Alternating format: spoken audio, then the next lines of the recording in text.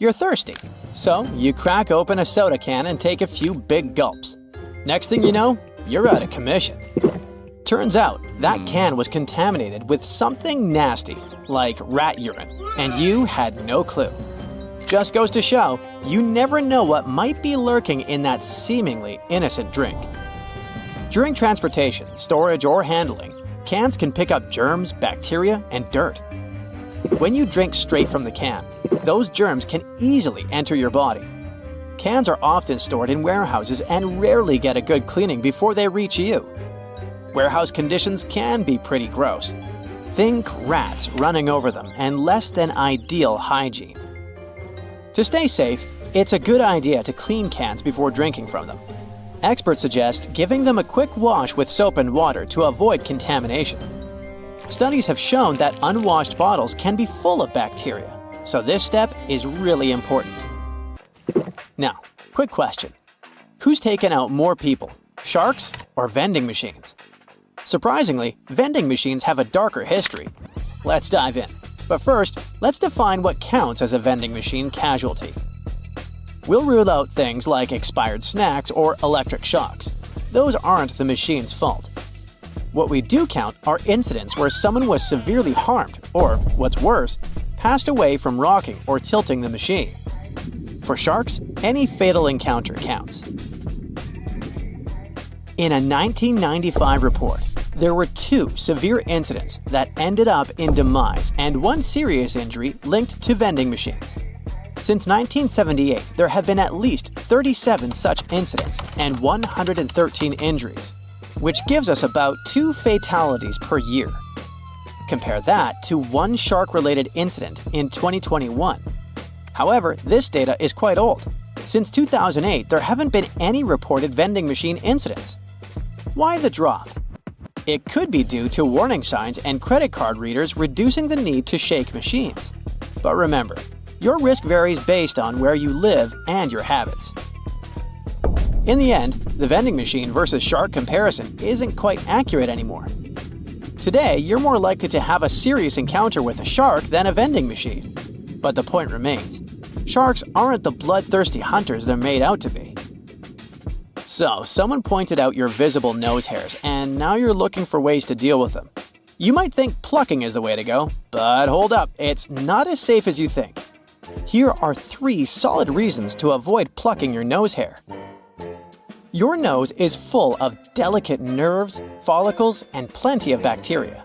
Plucking nose hair can damage the sensitive skin inside your nostrils, letting germs in and causing issues like infections and inflammation. Also, just like with waxing, plucking nose hair can result in ingrown hairs. As the hair grows back, it might curl into the follicle, causing bumps, discomfort, and inflammation. This can lead to folliculitis, which shows up as small, pus-filled red bumps and can be itchy or painful. In severe cases, plucking nose hairs can cause nasal furunculosis, a deep follicle infection with swelling and discomfort. This infection can spread to blood vessels near the brain, potentially leading to cavernous sinus thrombosis, a condition where blood clots form behind the eye sockets. If not treated, this condition can be life-threatening and may cause permanent brain damage. To avoid these problems, go for trimming your nose hair instead. Trimming doesn't make your hair grow back thicker or faster, and it helps maintain the right amount of nose hair to keep out pathogens. Contact lenses are meant to help you see, but they can make you turn completely blind. One big no-no is wearing your contacts in the shower. It's bad for both your lenses and your eye health. Showering with contacts is like swimming or sleeping with them in. It's a common mistake. Water and contacts just don't mix. You need to keep your lenses clean to avoid any issues. If water gets behind your lens, germs or chemicals like chlorine can get in there and cause trouble. At best, you might end up with sore or itchy eyes. Worse, you could get conjunctivitis from a bacterial infection. In rare, serious cases, you might even face infections, which can sometimes lead to blindness. Most people wear contacts in the shower accidentally rather than doing it on purpose. If this happens, close your eyes right away and carefully step out of the shower to remove your lenses. If your eyes feel sore or look red afterward, contact your optometrist ASAP. Always use the cleaning solution your optometrist recommends to sterilize your lenses before putting them back in. But really, it's best to take out your contacts before showering or bathing. If there's one piece of home decor you should keep a close eye on, it's snow globes. They might seem harmless, but a family in East Hampton, Massachusetts would beg to differ. In a crazy turn of events, a snow globe sparked a fire in their apartment while no one was home. Luckily, quick-thinking neighbors and a swift response from the fire department kept the blaze from spreading through the entire complex. It was a normal Thursday morning when, around 11:30 a.m., neighbors heard smoke alarms blaring in the apartment and dialed 911. Firefighters arrived to find the place locked, so they had to force their way in. Inside, they found a small fire on the coffee table and a room filled with smoke. There, they also saw the culprit. It was a snow globe. It was sitting just right on the coffee table, and the sunlight hit it at the perfect angle, magnifying onto some cardboard and styrofoam and setting them on fire. While it's not common, fires started by magnified sunlight do happen. Many firefighters have seen blazes ignited by mirrors and magnifying glasses. So, keep those snow globes out of direct sunlight. Better safe than sorry. Alright, let's talk about fatal fruit. No, I'm not going to bore you with another lame list of the most poisonous fruits out there. Instead, I'm going to tell you about something heavenly tasty that can make you teleport to the heavens in a matter of seconds. Meet the coconut. This seemingly innocent fruit has a dark side. Coconuts are responsible for around 150 fatalities each year. These bad boys have a whole page dedicated to the fatal incidents they've caused. A full-size coconut weighs about 3 pounds 3 ounces. And if you know a thing or two about physics, you'll understand that gravity makes them even more dangerous when they fall from trees. But it's not just falling coconuts you need to worry about. Consuming large amounts of coconut water can lead to sudden cardiac arrest due to hyperkalemia, thanks to its high potassium levels. And while rare, there have been cases of anaphylaxis in people with coconut allergies. While the most common way coconuts cause harm is by falling and hitting someone, there have been some unusual incidents too. In December 1923, a man in Newcastle, Pennsylvania, passed away while trying to crack open a coconut with the butt end of a loaded revolver. It went off, and he was shot in the abdomen. You know those handy selfie sticks that help you nail the perfect shot? Turns out, they can be way more dangerous than you'd expect. These little gadgets have led to a surprising amount of injuries and even some fatalities. People have accidentally knocked themselves or others out, taken a tumble off cliffs, and even been hit by cars while trying to get that Insta-worthy pic. Some popular landmarks have even banned selfie sticks altogether. For instance, the oceanfront in Mumbai has said no to selfie sticks. India, by the way, leads the world in selfie-related deaths. Nearly 40% of the 49 globally recorded fatalities over the past 3 years happened there. If you still think selfie accidents aren't a big deal, consider this. From 2008 to mid-2021, a staggering 379 people lost their lives while trying to get that perfect shot. So yeah, it's definitely something to take seriously. You check into your hotel room, connect to Wi-Fi, jump on the bed, and post 15 photos of your new window view. When the initial surge of excitement is gone, you notice a suspicious blinking light on your big TV. Could it be that someone is watching you? Or have you just seen too many spy movies? Well, hidden cameras come in all shapes and sizes. Large ones are easy to spot, but the small ones can be really sneaky and inconspicuous. They can be hiding behind furniture, in decorations or vents, and anywhere else you'll have trouble noticing. There are even special cameras that can be hidden in everyday movable objects, like alarm clocks, picture frames, vases, and lamps. Check to see if these objects are facing at a strange angle, or if they're positioned to get the best view of your room or bathroom. The easiest way to spot a hidden cam is to look for the lens reflection, because all cameras come with lenses. Turn off the lights and slowly scan the room with a flashlight, laser pointer, or a special wireless spy cam detector. It comes with infrared scanning lights and one illuminating light. When you find a reflective red spot, you gotta turn on the flashlight to help check if there is a hidden camera. Definitely check the vents along with any other holes and gaps in the walls or ceiling. Some advanced detectors even show you what the camera is seeing, making it way easier to spot and disable. The detectors only work on cameras that are turned on and working normally though. Your mobile phone can also help you find some hidden threats. Turn on Bluetooth and walk around. See if any unknown devices pop up on the screen. Another idea is to install a network scanner app that shows all devices that are connected to the Wi-Fi network you're using at the hotel. When it's done scanning, study the list for devices called something like IP camera or cam. Plus, you can put your phone on selfie mode, turn off the light and close the curtains, and look around the room slowly while focusing on the screen. Keep an eye out for purple or white lights on the screen. You can play detective some more and call your friend or family member and start walking around your room. Secret cameras should emit a sort of radio frequency. It will most likely interfere with your phone call signal. If you start hearing any weird noises while you're on the phone in a certain area of your room, make sure to inspect it carefully.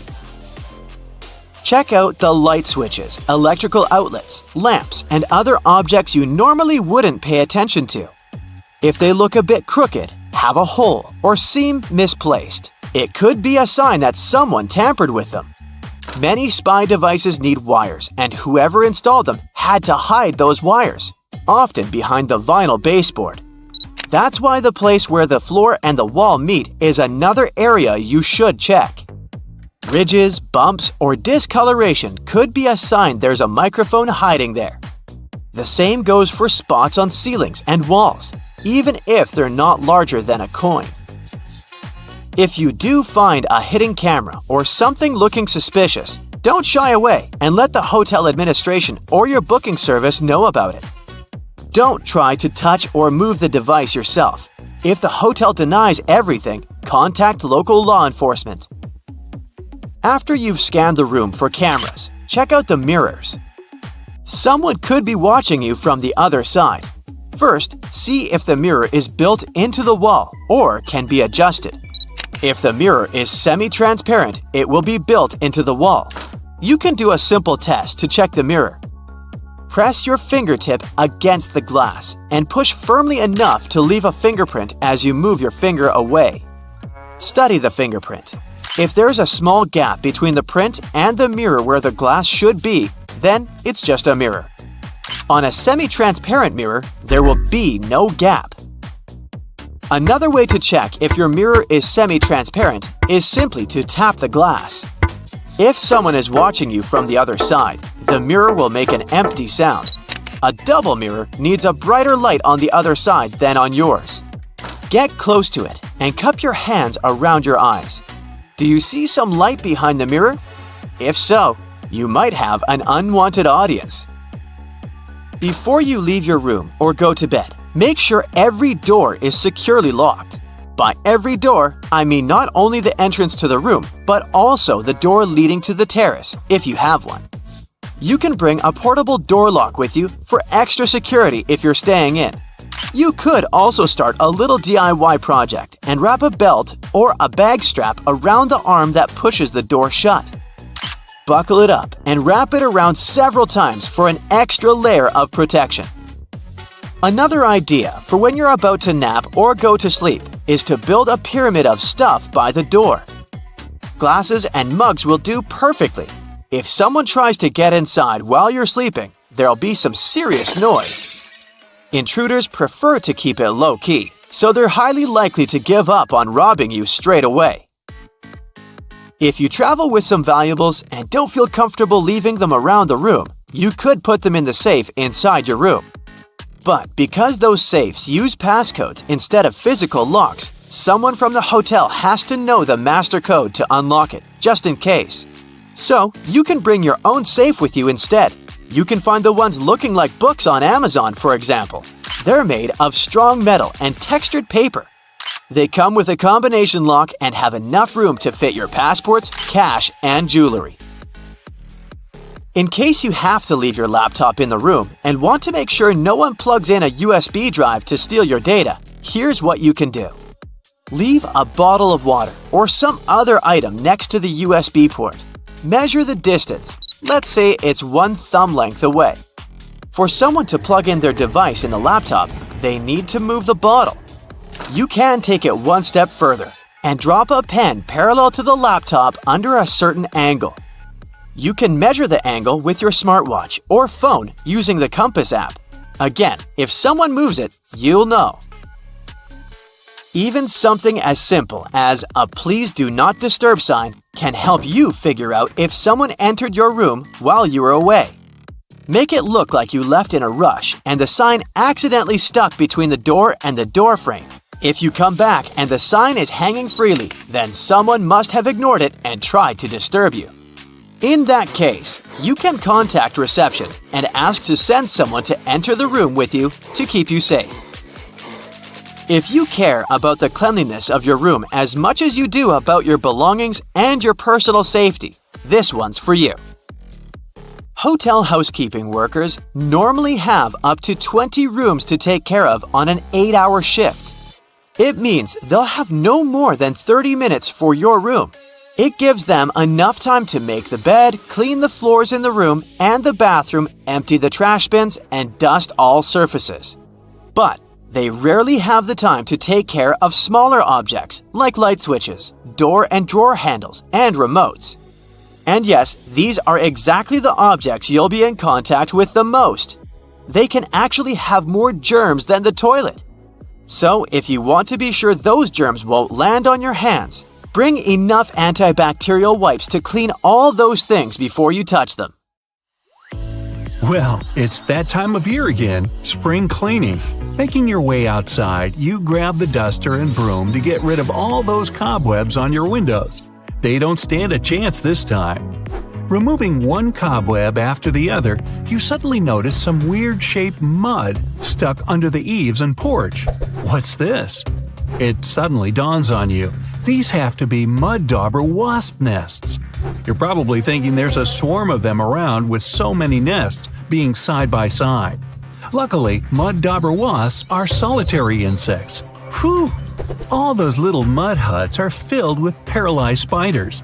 Sometimes, even up to 500 spiders can be trapped in these lockers, just waiting for the wasp young to hatch. If the nest has holes, it may indicate the nest is inactive or old, as mud dauber wasps create holes when they leave the nest. If you're not going to remove them, it's best to wait till nighttime when they're not as active. While they're pretty placid, if they feel threatened, they won't hesitate to sting. Looking like someone got halfway through building one insect and forgot what part came next, the mole cricket is one insect that really looks out of this world. With claws like a mole, a body of a cricket, and the head of a shrimp, this critter is like the platypus of the insect world. They're not venomous and will only bite if you trap them inside your hand. And if you really annoy it, it's got something else up its sleeve – the wings. They can spit a foul-smelling brown liquid from their body, just like a skunk. So just let them leave your home and there will be nothing to clean up. Rock pools are teeming with all sorts of plant and animal life. Sea creatures such as starfish, seagrass, hermit crabs, tiny fish, and all types of octopuses. If you come across this tiny blue-ringed octopus, it's best to leave it alone. It's flashing neon blue at you for a reason. This miniature octopus has a venomous bite that's 1,000 times stronger than cyanide, with no antidote available. Don't poke it with a stick or try to pick one up.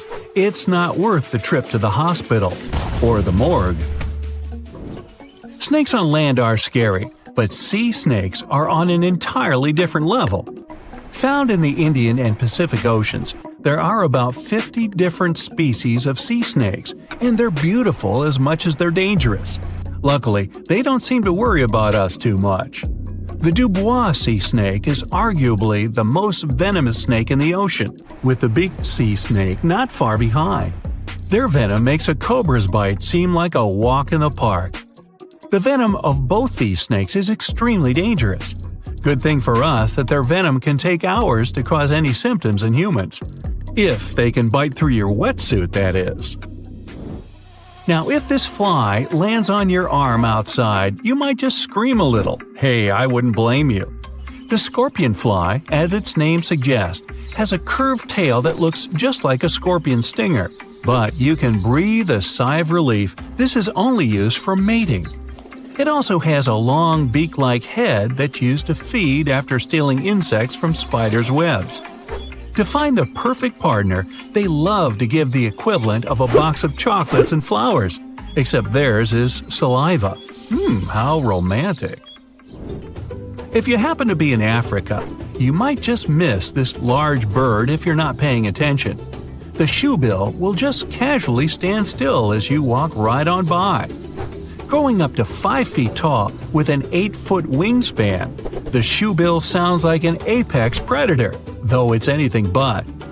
Known as one of the most slow-moving birds, almost statue-like, the shoebill just eats fish near the surface of the water without a care in the world.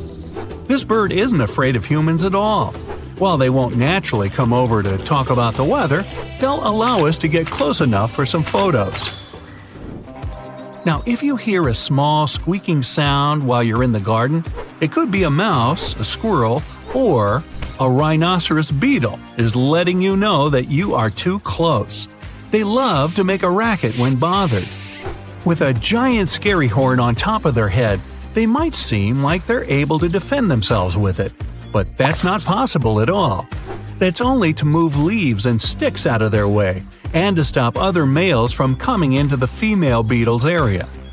Not only have they got a horn on their head, but they've also got Herculean strength, able to lift 850 times their own weight.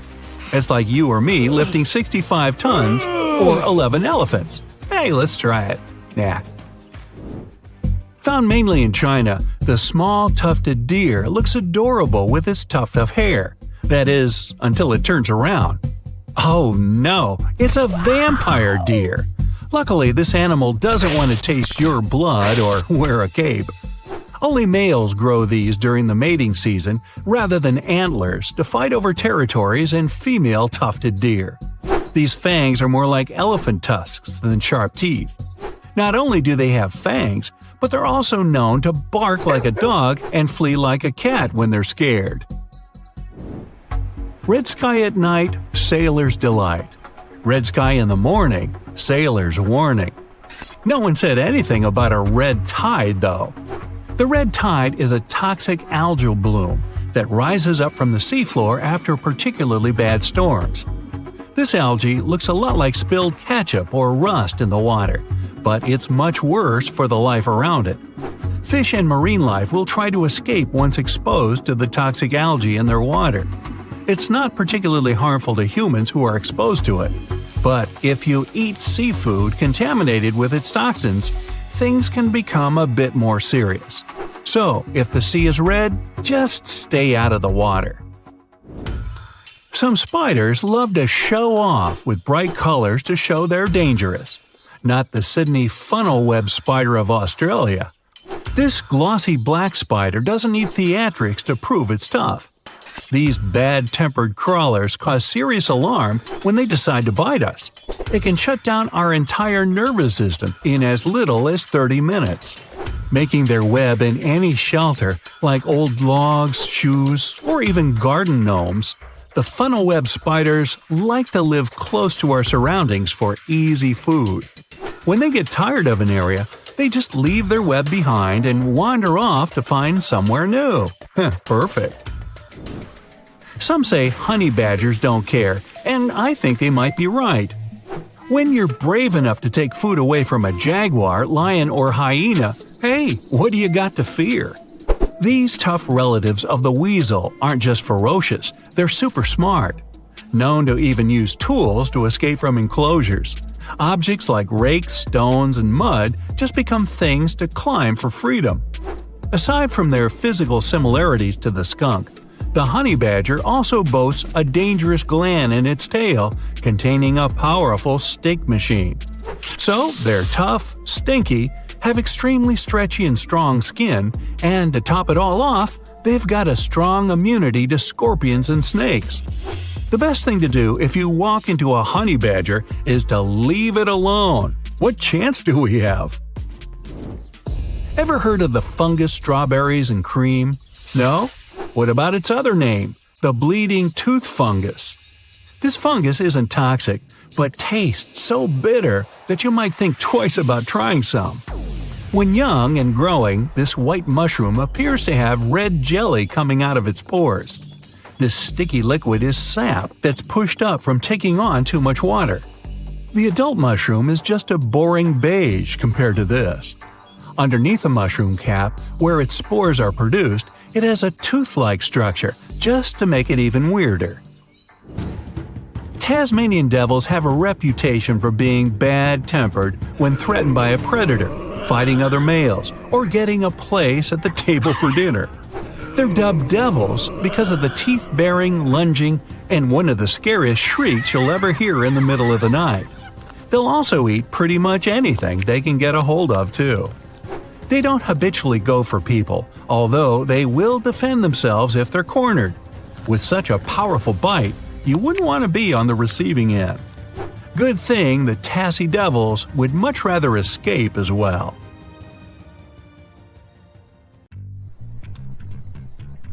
You wake up in the middle of the night from a noise coming from downstairs. First thing you need to do is check what the noise is. If you suspect someone's in your house, do this quickly and quietly. It might just be a mouse that knocked something over. Still, if your suspicions are confirmed and you see someone in your dining hall, look for a way out immediately. Use the fire escape ladder if you have one. Otherwise, a window might do the trick. Still, chances are you'll have to stay put. Grab the phone and call the authorities. Give them your address and explain the situation as briefly as you can. And in a heartbeat, they'll dispatch a unit to your house. Reaching your street, they can't find your house number anywhere. They get there eventually, but only after having followed the numbers from other houses in the neighborhood. By the time the authorities arrive, the burglars already escaped. That's because your house number can barely be seen. It's so tiny. Your mailbox's one is barely noticeable too. Get a new and shiny plaque. Make sure the number's big and visible. This will not only help your guests find your house sooner, but you'll also avoid the authorities missing your house next time. While you're at it, make sure the mailbox number's visible too. Another good way to protect your house is by adding a fence to it if you don't already have one. Make sure it's hard to get through. Use chain link or even metal fencing. Dig it into concrete as well, so burglars can't lift it. If you're okay with a rough look, you can even try out barbed wire fencing. Next up, add lighting to your yard, because if your yard's all dark, it'll be a perfect target for unwanted visitors. Keep a few lamps outside that you can turn on and off. A well-lit yard will let you see what's up outside, and your neighbors too. If they spot someone, they'll call you and the authorities if need be. A spotlight camera is an extra. It usually stays off during daytime and works with a motion detector. It's really bright and lights up when it senses any movement. You can even get one that also starts recording at once. So not only will you frighten burglars, but will also have video proof in case anything does happen. Another thing is a ring camera. Whenever someone rings the door, you can pick it up without even being home. Since your phone's connected to the doorbell, you only need to answer the call wherever you are. If it's someone you don't know and you're smelling something fishy, you can pretend to be home and let them know you're not interested. Dense shrubs in your yard will give the burglar a place to hide, and you might not even notice there's someone trespassing. Keep your shrubbery closely trimmed. It'll not only keep you safe, but also add a bit more shine to your yard. While you're out on vacation, avoid posting your whereabouts on social media. Say someone's had your house on their radar for a while now. You being gone is the perfect opportunity for them to strike. Leave posting the nice pictures you took for when you get back home, and you can keep an eye on things. Oh, and don't show people what you do day to day either. It'll be easy for someone to keep track of your daily schedule and plan an assault for when you're out grocery shopping, for example. This one's obvious, but always lock your home when you leave, even if you think you live in a safe neighborhood. And if you've just moved into a new house, change your locks too. It works for apartments as well, or even if you're just renting a room. You can never be too safe. Always keep the appearance that someone's inside the house, even when it's empty. The first way to do it is leave your television on, or even better, buy a TV simulator. This way, you can program it to turn on and off as you please. I mean, it'd be weird if it was constantly on. It'll save you a couple of bucks as well, because simulators consume less than the real thing. Get a plug-in alarm clock as well, and connect a lamp to it. Set timers for it to go off, let's say dinner time, and for a while at night. You can also get an extra alarm clock and connect a radio to it. If people think you're blasting some tunes, they surely won't try to do anything. Don't forget any valuable items outside, things like your grill, bikes, and any machinery you might have. Store them inside your garage instead, and lock it tight. Security cameras outside your home will let you keep an eye on things, even while you're at work. This one's particularly good if you're extra worried someone's going to break in. Consider reinforcing your door, even if it's relatively new. Instead of breaking in, they might try and completely knock down the door if they're desperate to get in. Get a sturdier one that won't come down easily. This goes for windows too. It's worth investing in a type of glass that won't break when a rock hits it. Or use security film. It's a strong, transparent plastic you put on your windows to strengthen them. Even if your windows break, this film will hold the shards of glass in place. It'll delay the entry by quite a bit, so they might even quit the whole thing. How much mail you've got also lets people know if you're home or not. If there's a huge pile of it, it's clear you haven't checked it for at least a couple of days. So even if your house wasn't a target, it might be now. Get familiar with your neighbors, invite them over for a cup of tea, and talk about your concerns. You'll watch their back and they'll watch yours. And if anyone suspicious comes around, they'll let you know. You can even ask for a favor or two while you're on vacation. Ask them to park one of their cars in your driveway to pretend someone's at home. While you're at it, give them the key to your mailbox and ask them to take your letters for you. You'll repay them when they go on vacation. Take a walk around your house and put yourself in the mind of a burglar. What would you do to get in? There's a tree there that you can climb to reach the second floor. Or maybe it's just too easy to climb the pile of junk that you've got there. It's worth getting rid of both to keep the top floors hard to reach, and no one will be tempted to break the top windows and try to get in like that. If you've got a mail slot in your front door, be aware of mailbox fishing.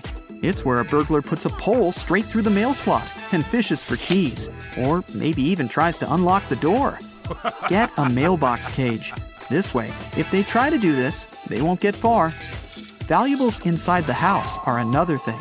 Keep them out of sight as much as you can. The safest thing you can do is get a safe. But otherwise, you can get decoy items just in case burglars do get in your house.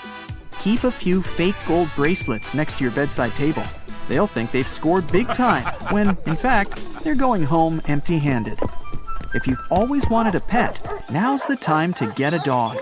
Make sure it has a cozy place to sleep outside, and as a thank you, it's going to protect your house. As soon as it hears someone step foot in the yard, it'll warn you by barking. Not only that, but it'll wake up the entire neighborhood too, which will bring even more attention to what's happening. Don't ever put up a calendar, or all of this will be for nothing. Say a burglar comes out the back and just looks through the window. If they spot a calendar with the exact dates you're going to be away, none of these tricks will work because they'll know better than to fall for them. And as a last resort, you can get a panic button and keep it next to you when you sleep. You can program it to call the authorities with the press of a button. With that, you'll have alerted them that your house is being invaded. Burglaries are on the rise in your neighborhood, and you have concerns about whether your house might be vulnerable. You have no surveillance system, so tonight you're placing some foil over the front door handle before you go to bed. This will help identify if someone sneakily tries to enter while you sleep. You wake up the next morning, and it appears the foil is slightly ripped. Someone has been here, and they're sure to return. Another option is to put a mug on the doorknob. When the knob turns, the mug will fall, causing a noise to wake you up, and hopefully deter the intruder. Your main concern is that a tradesman stopped by recently. He said that he was working next door and asked to use your toilet. You refused and felt bad at the time for being rude, but it was a very smart move. About 60% of burglaries in the USA are made by someone you know or have met before. That tradesman, while going to the bathroom, could have adjusted something in your house to make their return entry a little easier. They may have wanted to take a closer look at what security system is installed, check the structural integrity of your home, and found out what valuable loot you might have. Finally, today you're going on vacation. You need to prepare your house and make it as safe as possible. A full post box is the first thing a robber will look for in a target. Your neighbor will need to take your mail while you're away. A well-manicured property is a clear sign that you are always there. You've always kept your lawn mown and hedges trimmed, so you will need to arrange for someone to do this while you're away. If it was winter, any untouched snow around your house would also make it a target. Having a neighbor make pretend footprints that show recent activity will also provide a deterrent.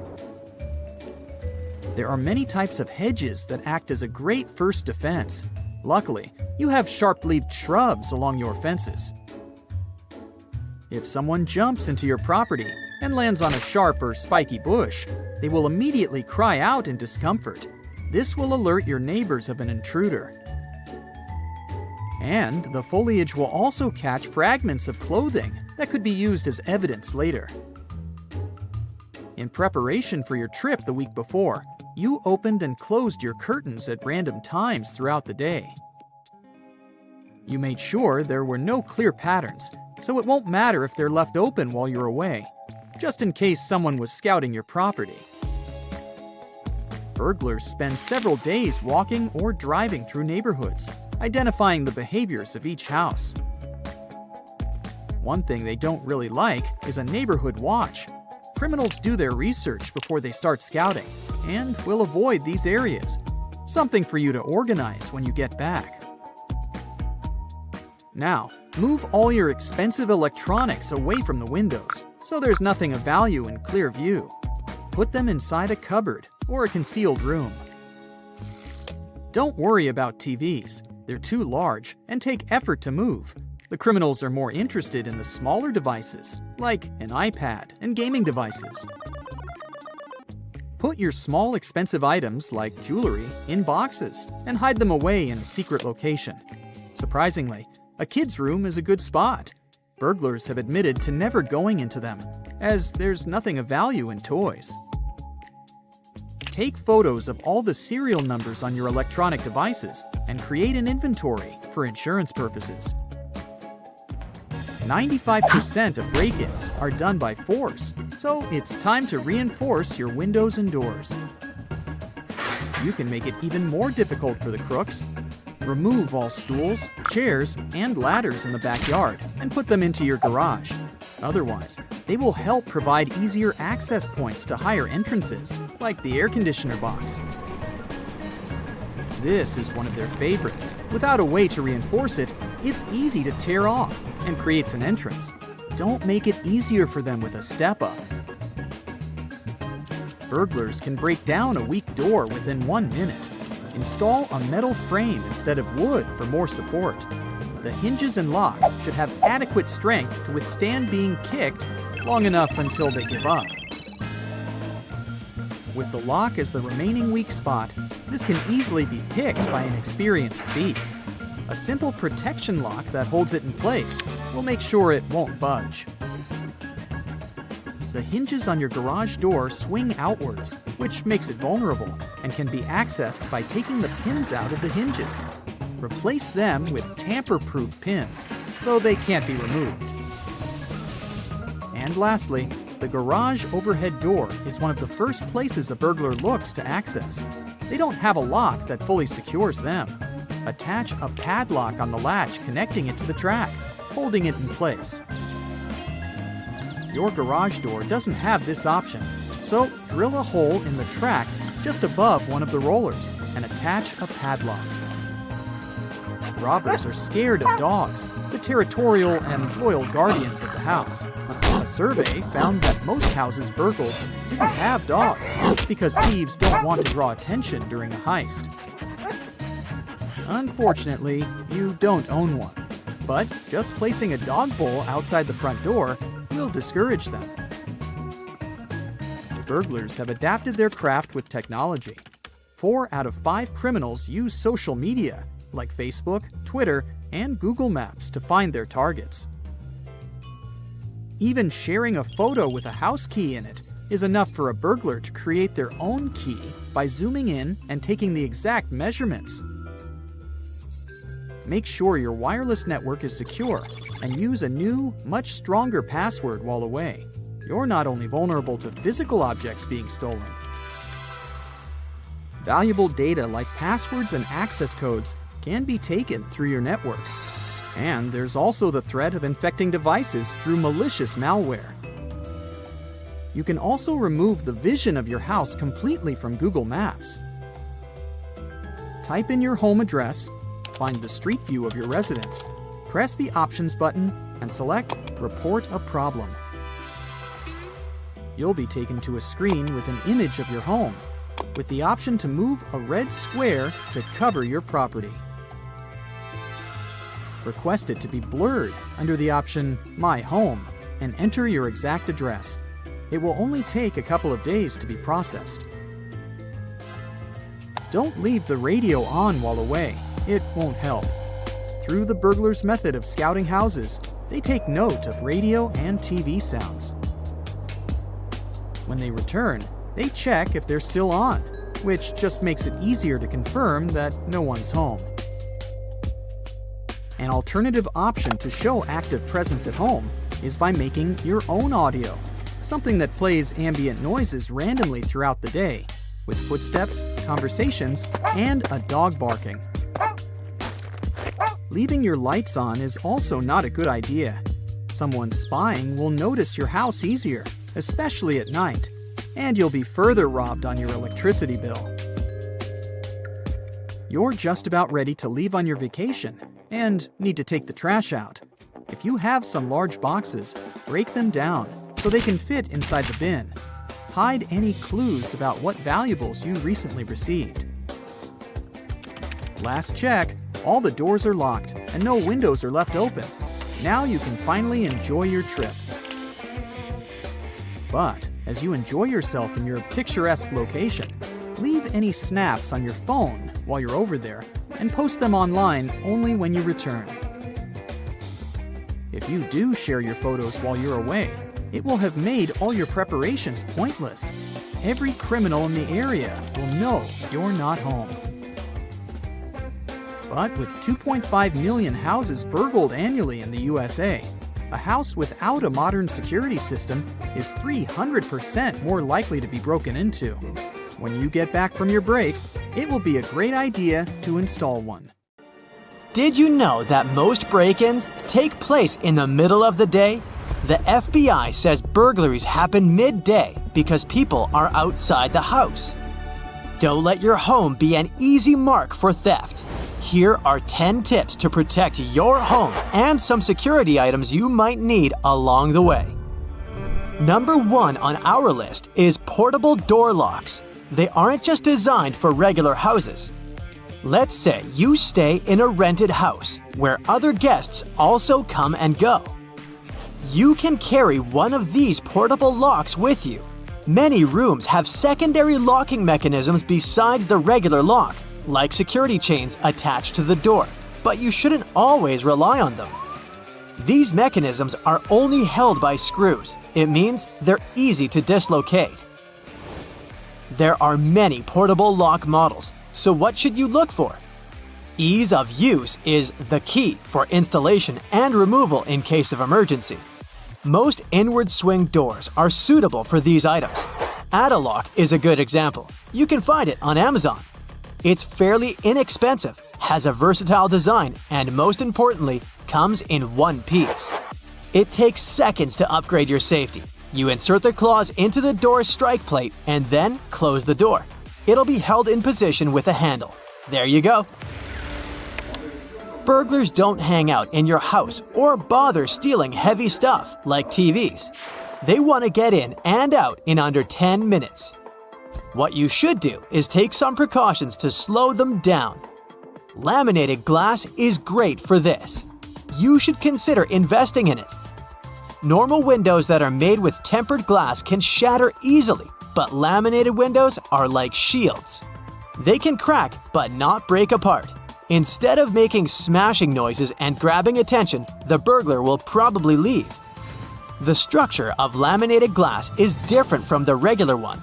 It holds the piece intact even after a strong impact. Laminated glass windows are 100 times stiffer and 5 times more durable than standard. What makes these types of glass so special? Firstly, it's made with layers.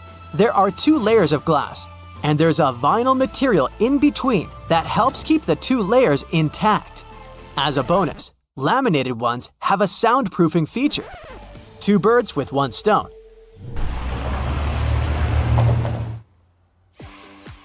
The interlayer absorbs some of the outside noise. It's glass after all.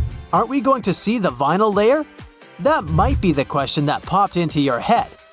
Nope, laminated glass is transparent, just like other types. Enjoy the crystal clear views while staying safe. I would say, but unfortunately, it's expensive to get these specifically manufactured burglar-deterring glasses. You can have professionals install a laminate film onto your standard windows. Or you can even buy security film. They all work according to the same principle, but obviously, these alternatives cannot be as strong as the laminated glass itself. The next few tips come from an ex-burglar, Michael Fraser. Now he's giving bits of advice on how to protect from theft. His first tip is quite interesting. Don't put a "Beware of the dog" sticker if you have a dog. If a dog can walk around the house without triggering the alarm, so can a human. This is the way burglars think. Plus, many dogs get friendly in a short time unless they're specifically trained to catch strangers. Otherwise, they can easily be put in a room and, well, you know the rest. Bye-bye to precious items. Advertising your house for sale online is a standard procedure to attract potential buyers, but also thieves. With your innocent pics, burglars can have floor plans with virtual tours. They can easily spot the entry and escape routes. Sounds like a perfect plan to rob a house. Number 5 is buying a home security system. It helps prevent thefts and notifies you if that happens. According to the data, homes without a security system are almost 3 times more vulnerable to break-ins. There are numerous ones to choose from. Some are pricey, but luckily, there are affordable options too. You don't even have to call professionals. This do-it-yourself security system from Amazon is an example of a budget-friendly gadget with useful features. These types of devices are designed to be easy to install. You'll be guided through an app for the software and for the product itself. Bonus, you won't have to deal with screws, tools, or drilling. They have fast emergency dispatch that can notify the authorities if you say so. Since it's easy to set up, it's perfect for short-term residents too. Remember I mentioned that if a dog can walk in the house, so can a thief? Well, technology is not in favor of thieves. These types of devices can now detect intruders and be friends with your pet. The sensors can be put in the window, doors, and corners, but still be adjusted to avoid fake alarms by the pets. Another device to add a layer of protection to you, especially in shared residences like dorms, is a doorstop alarm. These devices are very compact, so you can put them in your luggage and take them on your dream vacation. You can use it in your daily life. A doorstop alarm can be used on any door as long as you place it inside. It works as a door wedge, but it keeps the door closed. How does it work? When the alarm is triggered, it will keep the intruder outside the door and activate a noise alarm. It can wake the owner of the house or neighbors. This one, again, can be easily found on Amazon. Ex-burglar Michael also recommends thinking like a thief. Ask yourself, how would I get in? It's a great starting exercise for discovering vulnerable spots. Walk around your home. Is there a window that can be easily opened? Oh wait, is it your laptop on the desk that can be seen from the street? Speaking of the street, if you buy a new electronic device like a TV or a computer, don't leave the empty cartons displayed near the trash container. This looks like an invitation to thieves. They will know that you have expensive electronics inside the house. Instead, break down the cardboard boxes and then put them away for recycling. Unfortunately, first-floor windows are entry points in 23% of home break-ins. To prevent this, you can purchase a wireless alarm kit. When it comes to the front door, installing a double-key deadbolt can be a solution. Similarly, motion sensor lighting does the job. Do you have blind spots around your home? Upgrade to a security camera with night vision. If you want to see what's happening inside your house rather than outside, you can get one of these cool security gadgets. Orbi Robotic Mobile Sphere is like a ball, but it has a camera inserted in it. It doesn't have a limited view. Imagine you're at the office and want to play with your dog. Your 4-pod best friend can chase the ball at home while you're away controlling the device. Ah, okay, we're here to save your house from burglars, so I'll leave fun pet toys for another video. Here is a shocking truth about fences. Most people believe that fences are like guardians protecting their property. Sorry to break it to you, but even tall and solid ones aren't as secure as you believe. The number one rule of a thief is not to be caught. And if they broke into a house with fences at night, they'd be perfectly covered. Your neighbors can't see who that person is. You know, unless they have X-ray vision. The fences should be hard to climb. One of the points of having a fence is privacy. But I'm just saying metal, wire, and picket fences are harder for intruders to fly in. So, we cracked the burglar's code. Implementing the tips on our list might help you discourage and prevent burglary and keep you safe. Did you experience such unpleasant incidents? If so, do you have any other tips for fellow Brightsiders to watch out for? It happens every 43.8 seconds. I'm talking about car theft in the USA. Yep, every minute someone loses their precious vehicle to crooks. If you want to learn more about these heartbreaking stats, here you go. Over 800,000 car thefts were reported in the US in 2020 alone, and Ford pickups win the award for the Crook's Choice, since it was the one most frequently stolen. Also, New Year's Day had the most thefts. Seems like we all need to keep an eye out for our cars. First things first, it's very unlikely that someone may steal your car while you're on the move. But once you park it, it gets way easier. So, you need to park responsibly. Yeah, sometimes you might need to walk a bit more, but it's worth it if it means leaving your car in a well-lit place. Improperly parked cars are often taken away by tow trucks. Turns out, not all of them are real. So, should you ever see one near your car, check whether it's real or fake. A real tow truck should at least have some branding on it, and its crew should be wearing a uniform. Remember I told you it's not that easy to steal your car while you're on the move? Sorry, but that's only partially true. Carjackers don't really care about the fact that you're sitting in your car. The trick here is simple. Even if you're inside your vehicle, always make sure to lock your doors. Carjackers often have shady schemes of how to lure car owners out of their vehicles. They may even set up a trap and sort of stage a car accident. So even if you see that your car has been bumped from behind, don't rush out of it instantly to check on it. Just wait a little bit to pull over. Make sure the place where you stop is safe and there are people around you. In case you get suspicious, it's better to call the police. If you're ready to shell out some money to protect your car, here's some info. You can install a remote car starter. It's not just a great thing for those who live in colder climates and who need to start their car beforehand. Its main advantage is that you can't drive away with a car started like this, since this mode doesn't allow you to shift gears. Any car has a vehicle identification number, or simply VIN. This one may seem pointless, but here's a trick. When thieves sell a stolen car, they do VIN switching. It's when they want to disguise a stolen vehicle and use another VIN from a similar car. But if you etch your VIN on each window of your vehicle, crooks will instantly see that you're interested in protecting your car.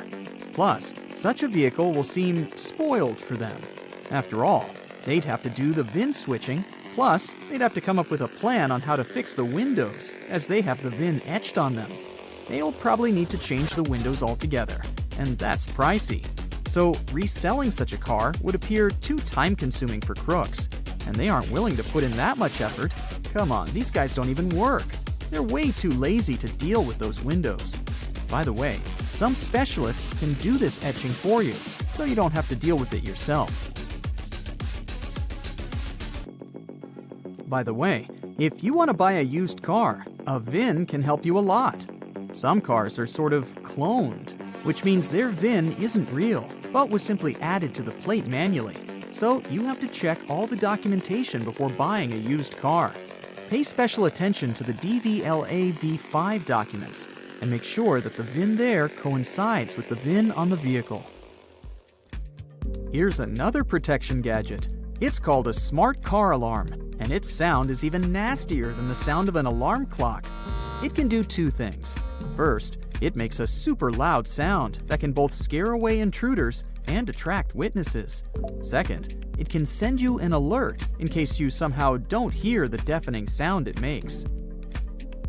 There's another secret mechanism that can protect your car. You can install an emergency stop button that you can wire to the ignition, battery, fuel line, you name it. When you get out of the car, you simply need to flip the switch. Even if crooks steal your keys somehow, it won't help them. They need to find the switch to start the car first, and it's up to you where to hide that switch. We all know that the more security you have in your car, the better. Crooks don't like to mess with technologies, and the statistics prove it. Tesla, along with other high-tech cars, were the least stolen ones over the last few years. However, modern doesn't mean safe and crook-proof. Many cool vehicles have engine management diagnostic ports. Sounds super convenient, but there's a downside. These ports can help unlock and even start the vehicle. So if your car has such a feature, consider getting a lockable cover. Always check whether you've closed the windows before leaving your car. Even the smallest gap is enough for a crook to open the door and steal the car. Yeah, don't tell me it's obvious. I somehow see cars with open windows every single day. If a crook really wants to, they can simply smash a window with a heavy object or even a rock. See what I'm driving at? Try not to make crooks want to open your car. That means there shouldn't be any valuables visible. So please, no laptops or purses on the front seat. Hide them in the trunk or take them with you. There are many options. Just don't show thieves that there's something they can steal from your car.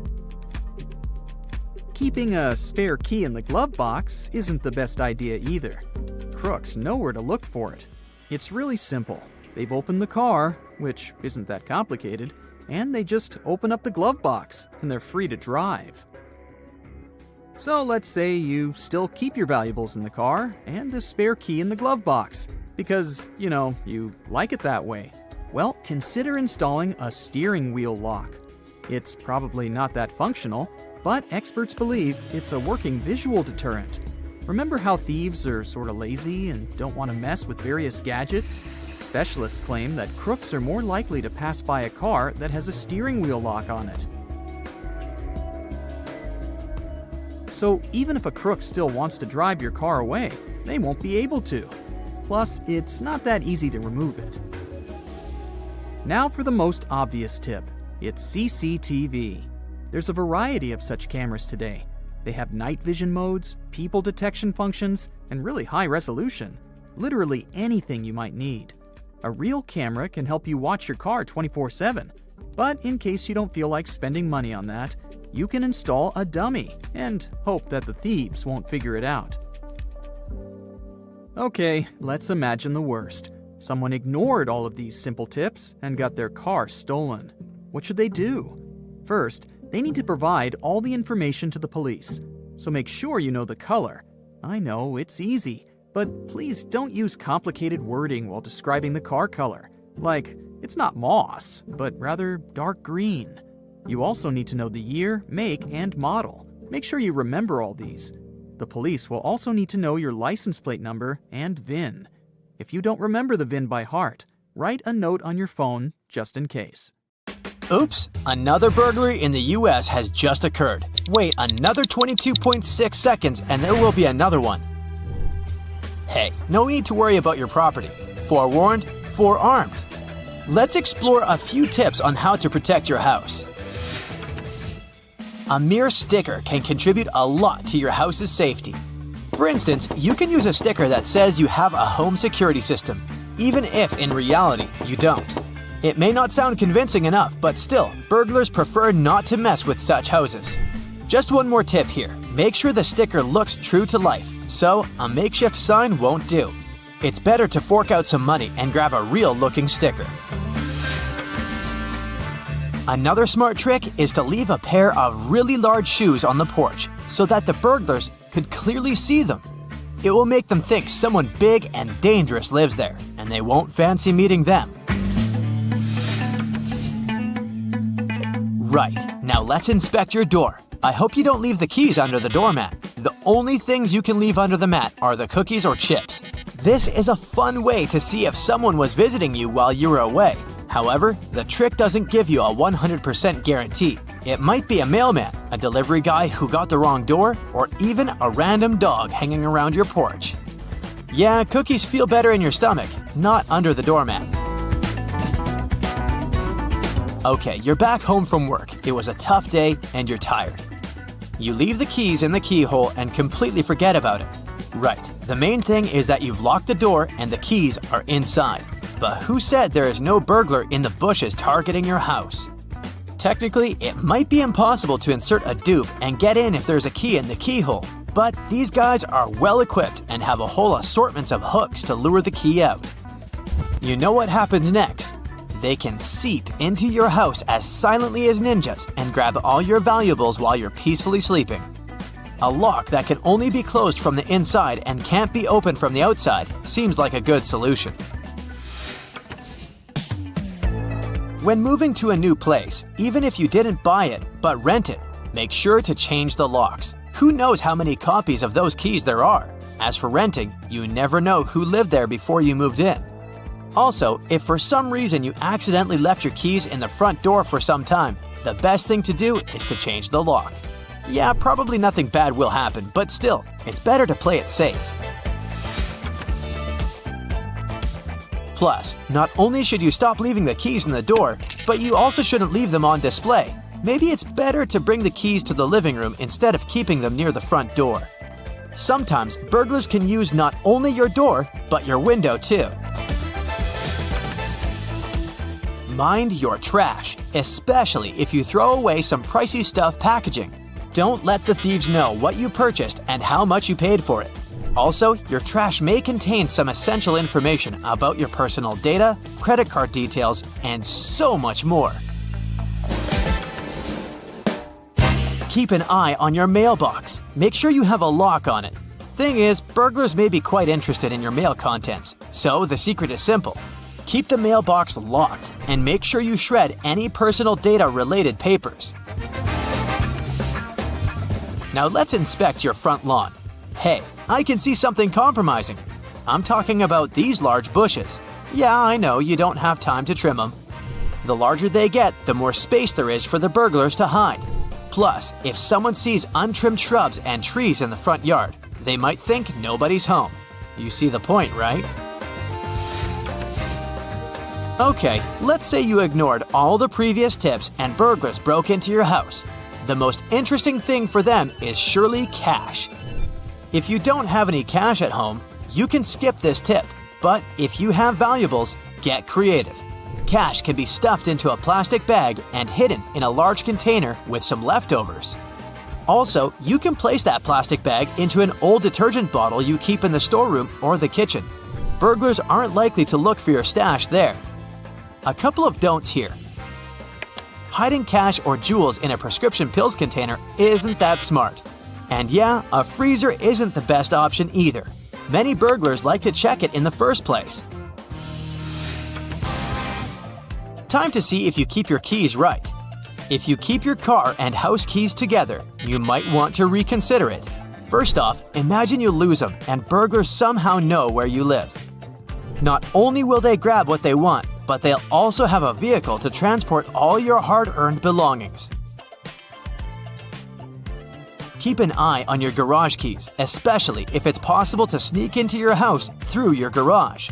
Even if it isn't, who said there are no valuables in the garage? However, there are no limits whatsoever for burglars. They can sneak into houses even through small windows. The reason why they prefer doors is that it's the safest way, while squeezing through the window can get scratches, and it's not that they don't want to spoil their looks. The thing is, if they leave their DNA, they can be traced. However, crooks are careful about not leaving their traces. For instance, a report from England claims only about 3% of burglars leave forensic evidence. To protect yourself at night, there are several options. Number 1, insert a large paperclip or a bobby pin inside the keyhole. You can use a spare pair of keys if you have them. This way, you'll make it extremely hard, if not impossible, for the burglars to use the key dupes. Number 2, barricading is an option. It can be a heavy chair, a bookshelf, you name it. I mean, why not if it makes you feel safe? If your door opens outwardly, a jammer could do a great job for you. A chair can be super handy. Secure it under the doorknob. It's not the most powerful security system, but at least it does its job. Binding the doorknobs or handles together can be an option too. A dummy security camera can protect you during the day and night. Again, burglars are not as fearless as they may seem. If you have a real CCTV, make sure the crooks don't deactivate it, so place it in some hard-to-get place. If you're ready to fork out some money for protection, then the motion sensor light is exactly what you need. Crooks like dim spots, and once they approach your place, they'll be frightened off by the bright light.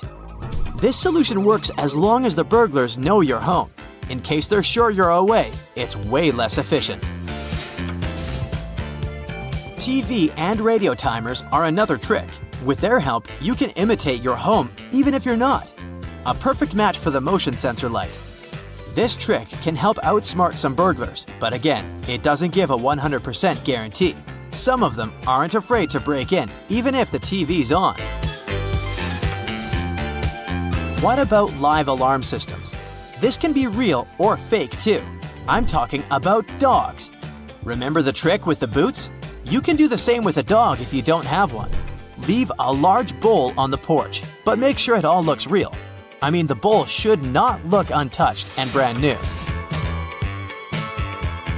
Hey, do you know all your neighbors?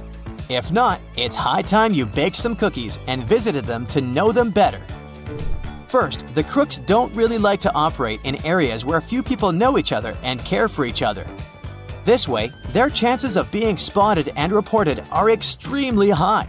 So, a sort of neighborhood watch is a perfect way to protect your house. And who knows, find new friends.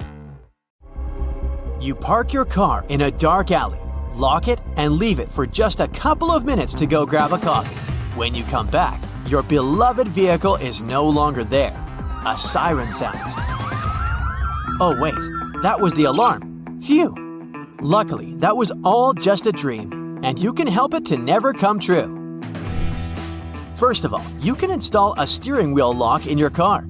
It can either be a long metal rod stretched over the steering wheel or a chain lock connected to the seatbelt buckle. Both options are good to slow down the bad guys that might break into your vehicle. But don't make it 100% thief-proof. The thieves can just cut the steering wheel or even the lock, so you need to add some extra layers of protection to be sure. Criminals like to use gadgets that catch signals and help them steal cars without a key. For example, if the car is parked in a garage of a private house or under the windows of a multi-story building, the keys are accessible through the radio device. Thieves can easily intercept the signal, and the owners of the car won't notice anything. To protect your keys from relay attacks when they're stored at home, use something metallic. You can simply wrap the keys in foil to block the radio signals, or keep them in a safe metal box. Park in areas that are well lit and have security cameras. Building entrances and parking lots are your best choice. An isolated garage isn't always the best idea because it could put you personally at risk. So if you do park in one of those, stay close to the attendant or where security cameras can see you. Keep the wheels turned towards the curb whenever you park. It will make it way harder for thieves to try to tow the auto with a tow truck. To steal a car, a criminal will have to make some extra maneuvers. It takes time and effort and can demotivate the bad guys. In many cases, it's not your car the bad guys are after. It's that shiny new laptop you dropped in the front seat or your designer purse that looks like it's stuffed with valuables. Things like that are hard to resist and often lead to a break-in. So take an extra moment to hide your belongings in the trunk, and your vehicle will be less tempting for criminals. Don't just jump out of the car, even if it's literally for a moment to buy something. If you need to get out, always stop the engine first, close the windows, and lock the doors.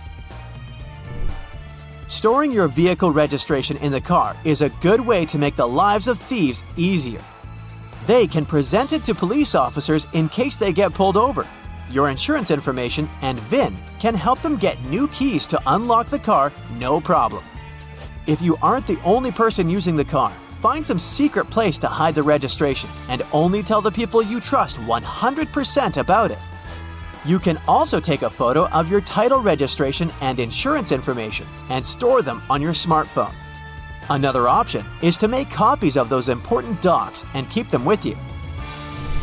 Mark your windshields, windows, and mirrors with a VIN number, which is the identification number of the vehicle. This service won't cost you a lot, but will demotivate the bad guys. They'll have to spend money to change the marked glass, and they will think twice if they want to invest in your vehicle. You can also play spy and leave marks on different parts of the car with an invisible pen, or cover it in microdots with your ID details. This won't stop thieves, but it will make it easier to track the vehicle if it gets stolen. If you know that you'll have to leave the car somewhere new and you don't feel like it's a safe place, hide an old switched-on phone or tablet in it. Make sure you have a way to track it. Then, the Find My Phone feature will help you locate the phone and the car in a matter of seconds. You can either get a cheap data plan for real-time tracking or rely on GPS. It should work even without a SIM card. Protect your side mirrors from thieves with special covers. You can find models that come with locks made from anti-cut materials. The cover will also protect your side mirrors from scratches and scuffs and extend their lifespan. Plus, you can go creative and choose covers with your favorite team's logo or something else that's important to you. Not a bad idea to customize your vehicle on a budget, right? Car thieves use different schemes to distract your attention.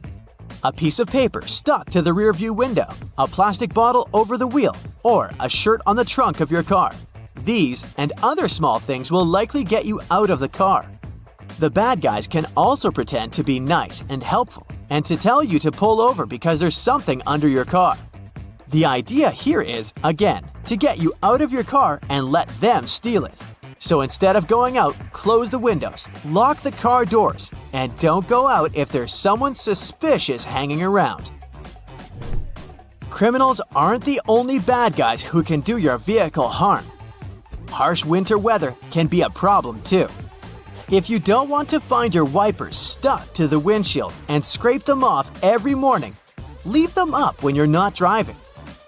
You probably heard it's a bad idea because it ruins the arm's spring and can tempt someone to steal your wipers.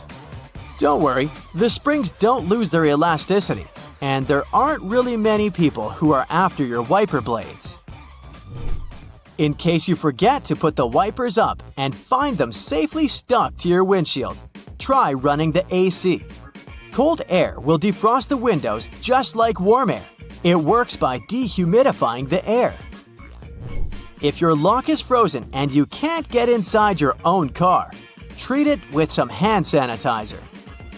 That substance can melt the ice without a problem. To prevent your windshield from getting frosty, mix 3 parts vinegar and 1 part water and spray that solution on the windows overnight. It'll save you some scraping time in the morning. Always keep your gas tank more than half full in cold weather. Moist air will be happy to fill any empty space above the fuel in your tank. And that air will condense to water in the cold. Water is denser than gasoline, so it settles at the bottom of your tank. When enough of it accumulates, it'll go through the fuel line to the engine, and that's not really good. To protect your favorite car from rust, wash your vehicle regularly. Something as simple as that can be the difference because dirt damages the protective layer of clear coat and paint and makes it easier for rust to sneak in. Don't forget to wash the undercarriage of the car and the wheel wells. Make sure the car paint isn't chipping or peeling. You need that layer to protect your vehicle from the elements. In the cold season, salt from the road can also cause some rust spots. To avoid that, you should at least rinse the car every week, even in the winter. And don't forget to wax it at least twice a year. That's another good way to keep your paint looking good as new and protect it from UV rays. One more thing is to keep the inside of the car clean. If you spill something inside, always mop up the liquid. You don't want it to seep further and hit the metal parts. This is exactly how rust forms. If you receive a text that has 3 simple, seemingly harmless words, "Would you kindly?" Remember, it's a huge red flag. In fact, if even just one of the words, "kindly," pops up in a text from an unknown number, there's a huge chance scammers are after you. Tim Bajarin, a technology expert with 40 years of experience, explains that it's all because people in the U.S. don't often use the word kindly in everyday language. You're more likely to hear or read kindly in countries that were once under British influence, like Nigeria or India. There, English isn't the main language. There's a huge chance that someone living in one of those countries, and probably sitting in a boiler room full of tricksters, sent you the message. Same goes for help messages. Scammers often pretend to be tech support, saying there's an issue on your device and they'll help you fix it, but it's really a trick. Anti-fraud experts warn that if you get any message that you didn't ask for, whether it's a text, robocall, social media message, or email, it's smart to be extra careful. If you didn't start the conversation, it might be someone trying to trick you. Scammers know people are getting better at spotting tricks, so they've changed their approach. They use AI to have perfect grammar and spelling.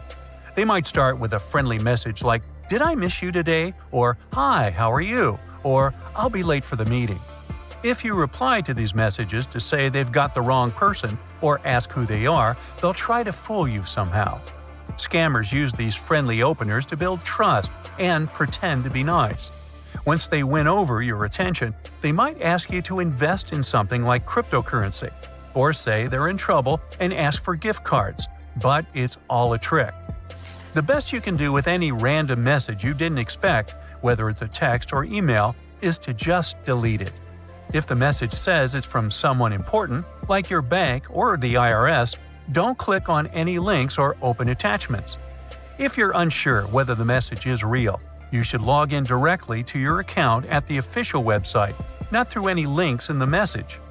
Another safe thing you can do is call the bank or company using their official phone number to check if they really were trying to contact you.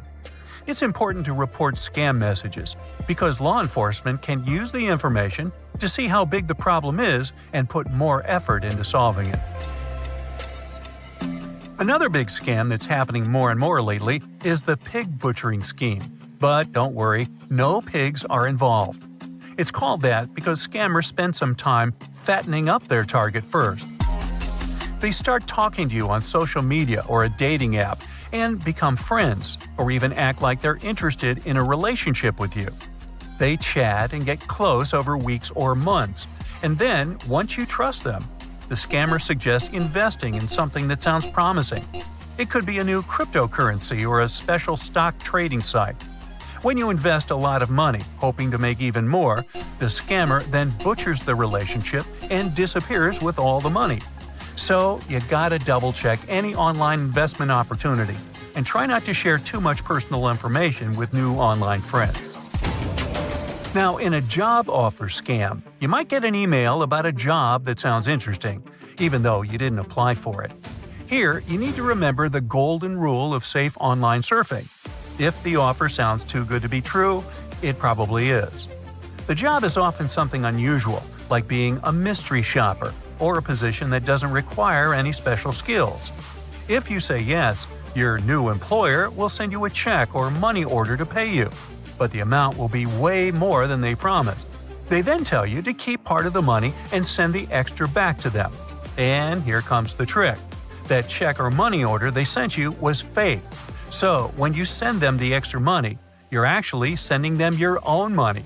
And once you realize the check was fake, it's too late. Scammers use this trick a lot, especially on popular job sites. So, it's important to be careful and double-check any job offer that seems suspicious. If you receive a phone call from someone who works for Microsoft or another big tech company and offers to make your computer faster, don't get too excited. If you accept the offer, they will send you an email and you'll click on a link to download a program that lets you control your computer from far away. Once they're in, they can put malware on your computer, which lets them see your files and steal important personal information. To stay safe from these kinds of scams, ignore unasked-for advice from strangers. Real companies won't call you to fix your computer out of nowhere. And please, never allow remote access to your computer unless you know and trust the person. If someone calls you, ask questions to make sure they're who they say they are. Scammers often give up if they see you're being cautious. Now, sometimes scammers will make fake quizzes or surveys to trick people into giving away their personal information. These quizzes might start with fun, harmless questions, and once you get hooked, they'll ask you for personal details like your address, birthday, or even bank information. They often promise rewards or prizes to make people feel comfortable sharing more. But the real goal is to gather information that could be used for identity theft or fraud. To stay safe, only trust surveys from websites or companies you know. Look them up if you're unsure. If the quiz suddenly redirects or opens more windows, that's usually a sign of something suspicious. Some quizzes ask for access to unnecessary personal info. Be cautious and say no if it feels strange. Now, another form of scam is voice phishing, when someone pretends to be an official over the phone and asks you to provide your data. Always check with your bank, hospital, or whoever the scammers pretend to be if they really need your data. It can also be a robocall that asks you to contact some phone number to claim your prize. The robot can offer you to press a certain button to stop communication with it for good. Ignore it. You'll just sign yourself up for more robocalls because they know you're a real person. Now, some bad guys that practice vishing are after your voice. It's as unique as your fingerprint, iris, and DNA. A simple yes or "I'm listening" can help fraudsters generate a sample of your voice. If they get that and some other data from you, they can access even more personal data and do some operations pretending to be you. AI tools can change recording of your voice seamlessly into something you never really said. So the best you can do is hang up without saying a word. To keep your personal data safe, you gotta get creative when you answer security questions that can give you access to your account when you forget your password. Don't select the same security questions across multiple sites. If one answer is leaked, then they'll have access to all your accounts. If someone's after your data, they can easily find out the name of your elementary school, favorite food, or pet. So don't give away these clues online or use fictitious information as answers to your security questions to keep them unhackable. In case you have your pet's name as a password, don't share pictures of it signed with that name. Invent a passphrase of random words instead of a password. But the best you can do is not use the pet's name as a password and get a special app to create a stronger password for you instead. Finally, Be careful when you're shopping online or typing in some other sensitive data in public places, because shoulder surfing is a real thing. If they glance at your screen long enough at a coffee shop, in a shared workspace, or on a bus, they can easily steal credit card information, passwords, or shipping addresses. Try to position your screen in such a way that no one but you can see it. You can get a privacy screen protector or filter to be on the safe side. If you ever find yourself stuck in the trunk of your car, stay calm. All cars are supposed to be equipped with an emergency latch to help open the trunk from the inside in the unlikely case it happens. These latches are so well thought out that they can be opened by people of all ages. More so, handles are designed to glow in the dark, too. You can even pull them with the mouth if there's not enough wiggle room to use your hands. Never mind how you ended up in the trunk in the first place. Moving on. If you're ever working with needle and thread, remember you don't need to stick the needle directly into the spool. You may end up losing the needle altogether. Not to mention you can easily hurt your fingers. A lot of modern sewing kits these days come with a designated place for safeguarding the needles. It's located at the bottom part of the thread spool. You'll just need to pull it out. It's even made to hold multiple sewing needles at a time. Disposable ballpoint pens come with a little secret of their own. Did you ever notice that in some of them there's a small hole in the plastic part? It's actually a rudimentary ventilation system. It's supposed to let the ink easily make it to the tip of the pen. Okay, I know it's in the name, but you really don't need to shake the seasoning shaker to get any product out. Don't believe me? Hey, you're not the only one. Go grab your favorite seasoning bottle out of your pantry. If it has one of those removable plastic caps, it's perfect for the experiment. Instead of shaking the bottle, try holding it from the plastic cap while it's upside down. Now, gently twist the bottle from side to side and, before you know it, you get some gorgeously flowing seasoning without having to wiggle the shaker and make a mess all over the stove. On the same note, most salt and pepper shakers should have ridges on the bottom of the glass portion. In case you get any seasoning stuck in there, place the bottom of the salt shaker against the bottom of the pepper shaker and wiggle it around so the ridges click with each other. The seasoning should easily pour out now without you having to open the bottle. In colder weather, you often have so many clothing layers on you that you can hardly feel the purse or back straps on your shoulder anymore. Not to mention how fast they can slide off. Some jackets come with a built-in solution for that, in the form of a small tab on the shoulder with either a hook or a button. It's meant to be opened and closed comfortably, so you can keep your purse in place at any time. You're most likely using it merely to peel the skin of potatoes, carrots, or cucumbers. But you can use your vegetable peeler for chopping fine strips of onion as well. Just cut the onion into quarters vertically and then start slicing. This might also help out with those embarrassing onion tears. Most people miss this one, but should you ever have a closer look at your toothpaste tube, you will surely see some sort of coloring there, either a dot or a block. Colors can vary. They can be black, green, red, or even blue. These color spots are actually meant to help the assembly machines back at the toothpaste factory. They recognize when and where these machines need to cut the toothpaste tubes and proceed to fold them for packaging. For most types of footwear, if there's anything that seems a bit out of place, always know that it's there for a reason. Most manufacturers don't put extra items on shoes just for fun. It would definitely be a waste of time and resources. For footwear like boots, for example, there's often a small loop at the top back of the shoe. It's there to help you when you need to put the shoe on, since you can quickly pull on it. Plus, you can also hang the shoes somewhere, most likely to dry, since most boots are meant to be worn in the colder weather. Now, I've been guilty at least once of overdressing with a bunch of layers just so I won't need to jam everything in my check-in bag. But does it become a problem when you actually have to get seated? What do you do with your coat or your jacket? Well, have a closer look next time you board a plane on the seat in front of you. The hook that keeps the tray table upright can double as a jacket hook. As long as you don't need to have any meals while in the air, you're good to go. Now, most mascaras expire within 3 to 6 months, I'm told, depending on the manufacturer. But you can help speed up that process if you're not careful enough. Continuously pumping the mascara wand, trying to mix in the product actually pushes more air into the tube.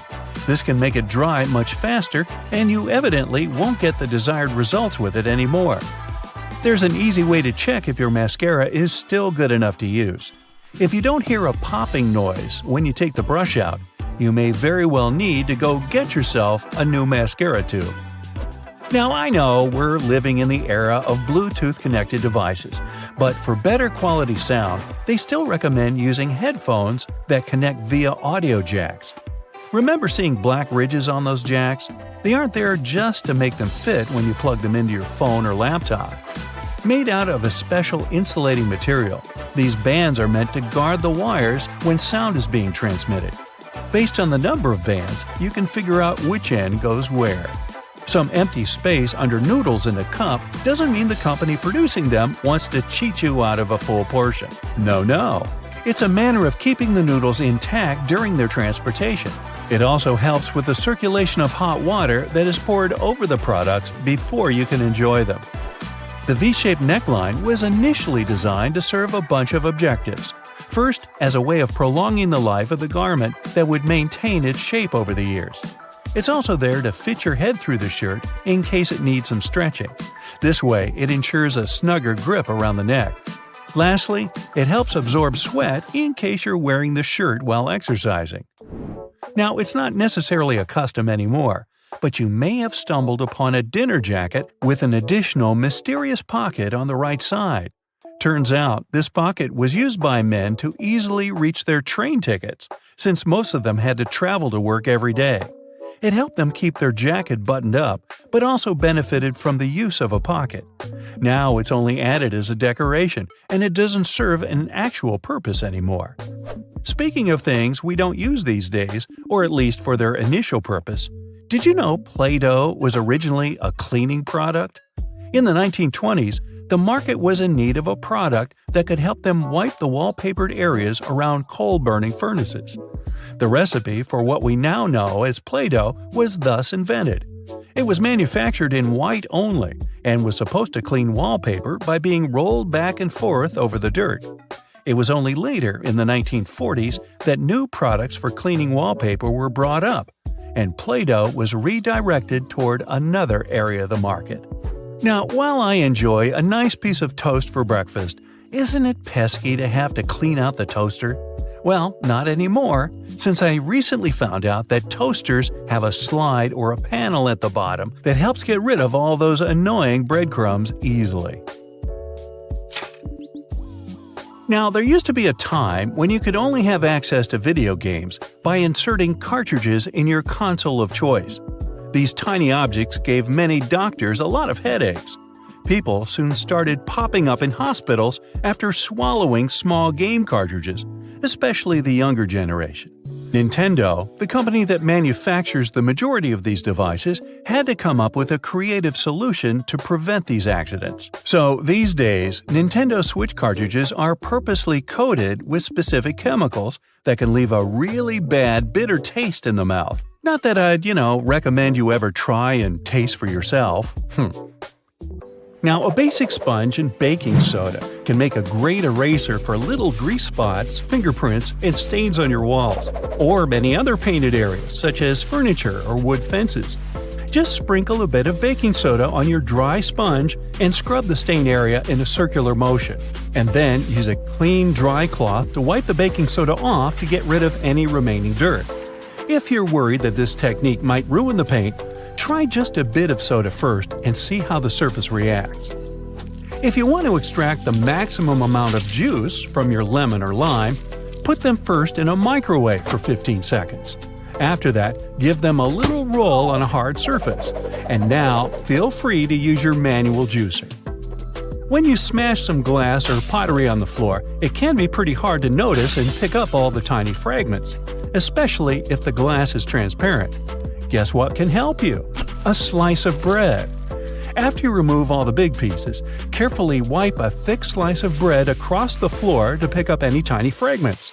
They should just get stuck in the bread, but make sure to do this very carefully or just put on protective gloves. And don't absent-mindedly make yourself a sandwich right afterwards. Hey, just saying. If you're a huge fan of garlic, here's a tip for you. Cut one garlic bulb in half and rub an empty bowl for a nice flavor. Now, you can put your pasta, risotto, or salad in the bowl and enjoy your meal. Pringles tubes are made from a mixture of paper, plastic, and metal, which makes them a good option to organize groceries. You can paint the tubes in a plain color to make them match your stylish, minimalistic kitchen, and then attach removable labels on the side. Have you ever struggled with threading a needle? Here's an easy way out. Place your toothbrush on the table and put the thread across the bristles of the brush. Now gently push the needle down over the top. The bristles will help you poke the thread up through the eye effortlessly. Once you got the loop, just use your fingers to pull it through. If you've got these annoying tea stains on your favorite mug that won't wash off, try to apply some toothpaste to your sponge. This is also applicable when you need to make your dirty cutlery shine. It's best to use a mildly abrasive sponge. It's pretty helpful when it comes to removing dark spots on dishes. Now let's say you've recently received a really gorgeous bouquet, but the flowers got this sad look in a blink of an eye. You can extend their living very easily and almost free of charge. First, fill the vase or vase with fresh water and put a couple of teaspoons of sugar. This will help to nourish the flowers. Before you put the flowers back into the vase, cut about an inch off the stem, but make sure to slice it at an angle like this. This trick will increase the surface of water absorption. Repeat this with all the stems, especially with hard ones. Now put the bouquet back into the vase or vase. The flowers should cheer up within 12 hours. If you suffer from cold feet, put them into a vase or vase. No, wait. Use a hairdryer to warm up your slippers before using them. This tip is also applicable to your outdoor winter shoes. Speaking of feet, there's a great way to get rid of unpleasant smells. Apply about 10 drops of your favorite essential oil on 2 cotton balls. Now place the balls into the shoes and leave them overnight. Remove them in the morning and enjoy the fancy smell. You can also mix a couple of your favorite fragrances to customize your shoe fragrance even more. If your drain is a bit dirty and smelly, there's an epic tip to solve this issue. Put down a couple of spoonfuls of baking soda and pour down a little vinegar. And now step back and enjoy the show. It will foam up and help loosen any dirt. We've all tried to light a match outdoors in windy weather and failed. Well, we've been doing it all wrong. There's an easy way to prepare a matchstick in advance using a sharp knife. Carefully carve back the 4 corners just behind the head of the matchstick. Then repeat the same technique one more time so it looks like this. These 8 little splinters will help create a stronger wind-resistant flame. If you have a small wardrobe with limited space for hanging new clothes, remove some metal pull tabs from the tops of old drinking cans. They can make the perfect holding loops for fixing the second hanger. Just put the ring over the hook. This is how you can double and even triple the storage space on one hanging rail. If you need to make an emergency candle, you can use one very common item from your fridge. Have you guessed what it is? Butter. Cut off a piece of chilled butter and place it on a heat-proof dish. Poke a hole straight down through the center using a toothpick or a wooden stick. Now we need a wick. You can use a common cotton string or twine. Cut the corresponding length and poke it through the hole so it goes all the way to the bottom of your candle. Gently coat the end of the wick with butter and light up your brand new DIY candle. Use hair straightening tongs to smooth out those annoying creases on your tie. Or let's say you're working in a shop and you have to deal with fluffy piles of cash. The tongs will help you iron your money to put them in smaller stacks, which then fit neatly into your backpack. Hey, let's not go there. Wow, this zipper is tough. Why can't it slide smoothly like all other zippers? But don't rush to throw away your coat. Grab a bar of soap and gently rub it up and down against the zipper. Repeat it on both sides. Can you feel the difference? Cut one leg off your old tights and put 2 long cardboard tubes inside it. Go ahead and thread it under your internal door with 1 tube on each side. This will protect you from any draft because the tights will seal up any gap under the floor. You can also use this trick when you need to make a full blackout in the room. Just make sure to use thick black tights. Let's say you're visiting a conference in another city, and your schedule will be very busy. You can prepare your outfits for each day in advance and put them into different compartments of your hanging clothes storage organizer this way. Now, put it right down into your suitcase, zip it, and you're ready to go. When you arrive at the hotel, you can just carefully pull out this organizer and hang it in the closet in just 2 seconds. But don't forget to take the shoes too. Is there a way to drive a nail into a wall without hurting your fingers? The answer is yes. Grab your comb and push the nail in between the prongs. This way you'll keep your fleshy fingers far away and safe. And once you've got it started, you can easily slide out the comb and finish driving the nail. If you need an emergency metal scrubby sponge to wash your pot or pan, use a piece of tin foil. Crumple it up into a ball, apply a little bit of dish soap, and your brand new sponge is ready. Now start scrubbing and get ready to be amazed. It works really well, huh? By the way, the tin foil doesn't have to be new. You can recycle the piece you've already used for cooking. And the final tip is for perfectionists. If your shower head has a hard water buildup, the water won't come out straight. To fix this, fill a plastic bag with plain white vinegar. Then put the shower head inside the bag, attach it with a band, and leave it overnight. In the morning, you can give your shower head a little scrub with an old toothbrush or clothes brush. This should help remove the remaining hard water dirt. This trick is also applicable for faucet heads. After a bad day at work, you decide to hide yourself from the rest of the world. You turn off your phone and your laptop and lock yourself inside the bathroom. You jump out of your meditation when you hear a beeping sound. It's your toothbrush saying, "Data transfer completed." Your robot vacuum knocks at the door. Looks like it must be after you. Robot vacuums make a map of your home to get around and plan cleaning better. They can share this map with other gadgets via Wi-Fi and store them in the cloud. When advertisers get access to those maps, they can get an idea of your home size, your income level, and lifestyle to send the right ads your way. Vacuums don't have microphones, but their navigation systems can be repurposed to listen to your conversations. They map the room with a laser beam directed at objects. Sound waves affect that light. If you collect that data, you can convert it back into sound waves and identify what someone said. Headphones and microphones are based on the same idea. Headphones turn electrical signals into sound, and microphones turn sound into electrical signals. If you plug your headphones into the microphone jack, they'll work as a microphone. Bad guys learn to do it remotely without your consent.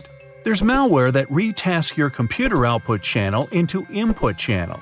It can record sounds from across the room even when the headphones are in their jack and the microphone is turned off and disconnected from the computer. Then it compresses the audio and sends it over the internet. There are computer mice that look like regular ones but have microphones and a built-in SIM card in them. The mics are so powerful they can even record whisper and broadcast that audio in real time. To activate it, you have to call the SIM card number and it goes on silently. To deactivate it, you can send an SMS to the same number. Some employers confirmed eavesdropping on their staff using that technology. A smart toothbrush remembers every move you made with it and shares it with you when you're done brushing. It also connects to your iPhone or Android using an app and sends data on your brushing habits to your dentist. They can watch over your brushing process and give you tips on how to take better care of your teeth. Smartwatches, fitness trackers, and other smart wearables monitor your health and can determine if you're walking, running, or driving with their built-in sensors. If third parties get control over that data, they can also monitor your hand movements as you unlock your phone, enter your PIN code at the ATM, or your password at the computer. The gadgets are smart enough to accurately guess all that secret data most of the time. They can also find out the email address you used when you registered with the app to identify who you are. Pacemakers and other health devices send patient data over the internet. In theory, criminals could obtain it during transfer and change it to look like the patient needs hospital treatment. That would make them leave their home, and bad guys could take advantage of the situation. Smart toys that have cameras and microphones in them can record videos and sounds and send them to the toy maker. To keep prices on smart toys lower, they don't add expensive security mechanisms to protect that data. If cybercriminals get a hold of it, they can steal pictures, videos, or audio, and even identify GPS coordinates of the house. LED lights equipped with sensors and connected to video cameras can watch over and listen to conversations over a large distance. This technology was used at one large airport for security and comfort reasons. Cybercriminals went further and learned to use ordinary light bulbs for eavesdropping on conversations. To do it, they need a clean line of sight between a powerful telescope and the bulb of the right thickness. It won't work if you have drapes on your window. When you're talking or listening to music, there are changes in air pressure on the surface of the bulb and it's shaking a bit. A special converter can turn data on the sounds from electrical to digital. Internet-connected thermostats can be operated remotely, and that made them desirable for cybercriminals. They once got access to millions of debit and credit cards data through a large retailer's heating and cooling system. Other bad guys found a way to remotely lock smart thermostats' controls and demanded ransom to unlock them. Smart fridges can tell you when it's time to buy milk as they track your food preferences and have great connectivity. Smart dishwashers, coffee machines, washers, and dryers are also collecting and transmitting your data, even at moments you don't think they're doing it. Criminals can make use of that data to find out a lot about your schedule and guess when you aren't at home. Your voice assistant makes your life easier, but it must listen to you 24/7 to make that possible. They never record anything you say before you activate them with your voice. Everything that follows is stored in the cloud and can be of use for different companies. They can learn what music you like to listen to, what news stories interest you the most, and where you make your reservations. Some companies hire human reviewers to listen to commands to see if voice recognition works well and improve its accuracy. Xbox admitted they also hired people to listen to users' audio to improve voice command features. The problem is that it made some recordings by mistake and strangers were listening to personal chats. Home security cameras can take videos, pictures, and audio recording and upload them to the cloud without you even knowing. Manufacturers say it's done to improve object recognition. You can get access to that camera footage remotely using an app. There are programs that can guess a CCTV password and forward the video stream to a third-party computer. They can also get control over the camera and disable any signs of monitoring, like red light, so it seems inactive. Almost every car has an event data recorder that tracks information on its location, average speed, road condition, and even your preferred route. Your computer on wheels constantly streams that data to its manufacturer. They use it to try to prevent accidents and make other improvements. It's not clear who owns all that car-related information, so in theory, it could end up at a third party.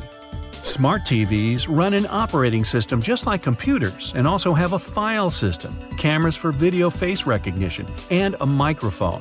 They are always connected to the internet, and if cyber criminals get access to a TV, that can change certain settings and record audio even when the TV is off. They could also watch you through the camera and use the smart gadget to move to other devices on the same network, like your laptop. Well, I'm totally creeped out, so what can we do about it? You can disable automatic content recognition to stop your TV from giving you viewing recommendations and limit voice activation function for a safer experience. You'll find that option in General or Advanced settings under Viewing Information or Viewing Data. You can also disconnect it from the cloud altogether. Always change default passwords and usernames on new devices to secure your network. Make up a new password for every gadget every now and then. You can also split your modem and use one Wi-Fi signal for laptops, iPads, and the like, and the other for security cameras. Don't forget to turn off the Wi-Fi router when you leave the house to minimize the risk of a digital intrusion. Whenever possible, enable two-step authentication that demands physical access to the device to log in. Always install software updates as soon as the gadget manufacturer offers you to do it. Updates have patches for detected vulnerability issues. Cover your laptop camera with a dark-colored tape when you aren't using it. Delete your conversations with the voice assistant. You can do it at the manufacturer's website or app. Another option is to activate the Delete by Voice function in Settings. Then you'll be able to tell the assistant to delete what you just said or your last conversations. You can also mute the device when you aren't using it and choose not to send data to manufacturer to help them improve services. If you have a thermostat that connects to your voice assistant, tap the microphone icon on its screen and set voice control to off.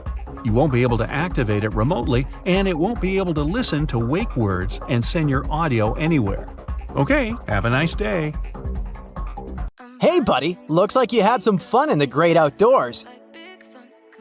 As adorable as those paw prints look, your mama still needs to clean them. Spreading soda over the carpet and then vacuuming it works like magic for such cases. Artistic people can be messy sometimes. No judgment here, I know it's all part of the creative process. But this hack will actually help save time from cleaning only to paint more. I think that's more than enough laundry detergent. Yep, she agrees with me. There's a way to make sure he uses the right amount next time. Just put the ice tray in the freezer and you'll have yourself jelly detergent cubes. Hey, this'll save you money too, you know. Cleaning your brushes is such a bore. It's definitely something that tests one's patience.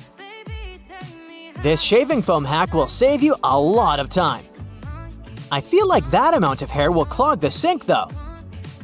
Remember what parents always say, wash your hands before eating something. But looks like that's not an easy task with those melted soap bars. A couple of rubber bands will help you save your soap. It won't be touching water all the time, and therefore, it'll last longer. Oh man, I hate it when bottles get all dirty inside. If you're not Mr. Fantastic with the ability to stretch your body into any shape, then this looks like an impossible task. Hey, wait, maybe I was looking at it the wrong way. Magneto's powers will work perfectly fine here. I feel like you'll need a stronger magnet, however. Wow, this bottle looks brand new now! Don't you just hate that cooking and cleaning takes forever, but eating the dish you made takes like 15 minutes? Guess that guy leaves all the hard work to the lady. Don't worry, miss, there's a way you can avoid this disaster. Just cover the surfaces with stretch film, and that's it! Now you don't need to get anxious about all the cleaning you'll have to do later. Hope this won't cause you to be late for your work. Because how are you going to explain this to your boss? You can't just say, I had to wait for the stinky odor to go away. It's always a real struggle to get the corners, am I right? But it's nothing a couple of straws can't fix. No dust left behind is the motto. You can firmly clean all the nooks and crannies that the regular vacuum head can't get to. If you're a jar collector like I am, then you already got everything you'll need for this hack. This is what being smart looks like, everyone. By the way, looks like you've been postponing doing the dishes for a while now, huh? Don't worry, no judgments. We've all been there. Those toothbrushes were basically swimming in there. But the glass filling up with water is inevitable, really. However, Orbeez balls can make the process a lot slower. Somebody needs to replace the paper towel. But don't head to the store just yet. I suggest you ditch paper towels altogether and go for this reusable option. You'll be saving a lot of bucks. Thank me later. Whoa, have you been collecting dirty makeup sponges or what? Don't use them until they're all clean, otherwise I'm pretty sure they'll give you pimples. Looks like this is gonna take a while. but the satisfaction you'll get once you see them all clean will be worth it. These kind of look like Easter eggs to me. By the way, do you really need that many sponges to do your makeup? It's all fun and games until someone spills all the glitter on the floor. Worry not, we got you. Hey, good to see you recycling. No, you don't need a bigger bin, trust me. All you need is to know this one hack. And let's get this one thing straight. I know this is science, but it sure feels like magic. Honey, I shrunk the trash. Look at the difference here. It's a relief to see you don't have a pile of dirty dishes like the lady before. But how are you going to explain that sink? Seems like you've been ignoring it for quite some time now. That's why you need something strong to scrub there. But I have a better solution, one that won't tire you. Just apply a coat of dish soap and soda mixture all around the sink and wait. I wouldn't believe how it works wonders if I didn't see it with my own eyes. You're gonna hurt your back and knees cleaning like this. You know, robot vacuum cleaners don't need coffee breaks, right? So put that thing to work. In the meantime, you can just relax and maybe even start reading the book you bought 6 months ago. No matter how many times you clean the stove, it always gets dirty at the end of the day, right? Well, not anymore. Hey, I think I'm gonna give this a try using glitter glue. It'll help make things more fun. You should have bought a trash bin with a lid. To avoid the awful stench, you know? Although this hack won't make the trash smell good or anything, it will at least help keep your bin fresh and nice. I know this is not a food hacks video, but that doesn't stop me from wanting some snacks now. Even if you're too old to play with slimes, it might be a good idea to keep one at home for stuff like this.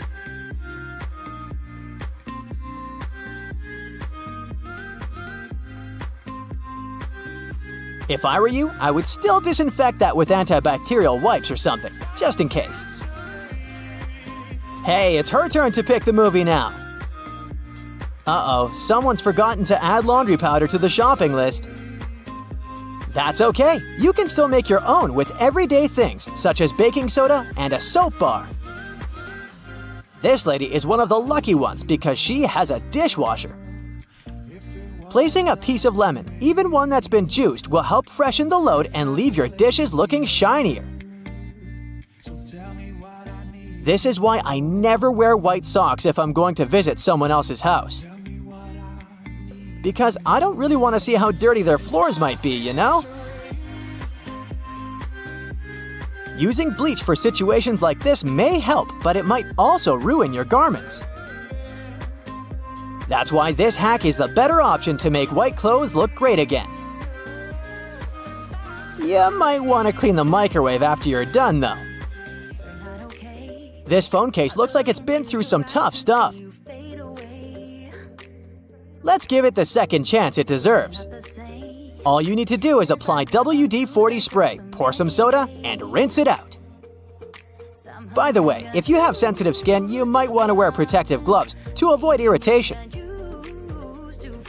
Better safe than sorry. Cleaning stubborn stains on a glass stovetop can be tricky. There's always the risk of causing scratches on the surface. That's why any type of scrubbing or scraping action is not advised. Did you know that according to one poll, an average person spends more than 6 days a year washing dishes? Then there's all the other cleaning stuff that needs to be done. But knowing the right hacks will save you a lot of time and make your life so much easier. Wow, your shoes are definitely cleaner than this house. Who knew shoelaces would work like a charm when it comes to getting rid of all the dust and rust? Is it time to go to bed yet, or are you tired of all the work you've done around the house? I was being sarcastic. Your partner did all the work. So saving her toothbrush is the least you can do. There's nothing better than a nice piece of buttered toast for breakfast, if we're not counting hot fudge sundaes. But if you find it harder to spread out cold butter over your toast, here's an idea. Use a cheese grater. Figure out the amount you need and grate the product. The process will also soften the butter, making it easier to spread, and you won't have to melt a too large amount of it in the process. But still, that hot fudge. Dried pasta comes in all sorts of different shapes and sizes for a reason. That's because each type of pasta goes best with a particular sauce. Pasta shells, for example, are perfect with denser and chunkier sauces. Why? Because the sauce gets inside the shells, making it easier to serve and eat the dish. The ribbed outer surface also helps with covering the shells in the sauce. If you ever end up burning your cookies, you can save them with your trusty grater too. Just grate off the blackened parts after carefully taking the cookies from the baking tray. But be careful and wait until the cookies have cooled down. Also, if you ruin their shape a bit, you can always dip them in some melted chocolate. After the chocolate cools down, you'll have perfectly shaped cookies. Although, after it gets past your lips and beyond, does the shape of the cookie actually matter? Just saying. If you like adding a lot of ingredients to your sandwiches, but don't really appreciate it when the bread gets soggy, there is a way to reduce the amount of moisture. Pick your sliced tomatoes or cucumbers and place them between 2 paper towels for up to 5 minutes. After that, you can use them. Also, make sure to spread butter, cheese, or sauces like mayo or ketchup onto the bread first. This will help you seal the bread and keep moisture at bay. Some people think that the little white string that you find near an egg yolk needs to be removed before you cook the egg. Well, I'm here to tell you that these strands are called chalaza, and you don't actually need to get rid of them. They help keep the yolk in place at the egg center.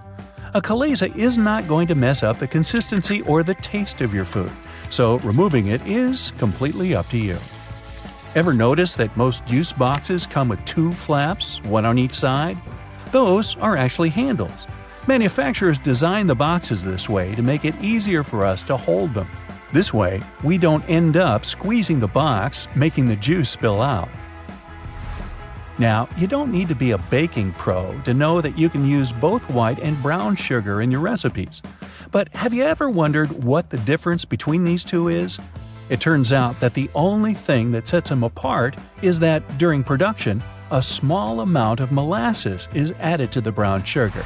Molasses is basically a sort of syrup you get when processing sugarcane. It's usually removed during the refining process. That's how white sugar is produced. But if some amount of molasses remains in the final product, we end up with brown sugar, with its specific taste and darker hue. It's a good thing. There are a lot of things you can put in your dishwasher apart from your dishes. For example, you can clean such things as your silicone oven mitts or the knobs of some kitchen appliances, like your oven or stove. Some kitchen sponges and reusable towels may be safe to clean in the dishwasher as well.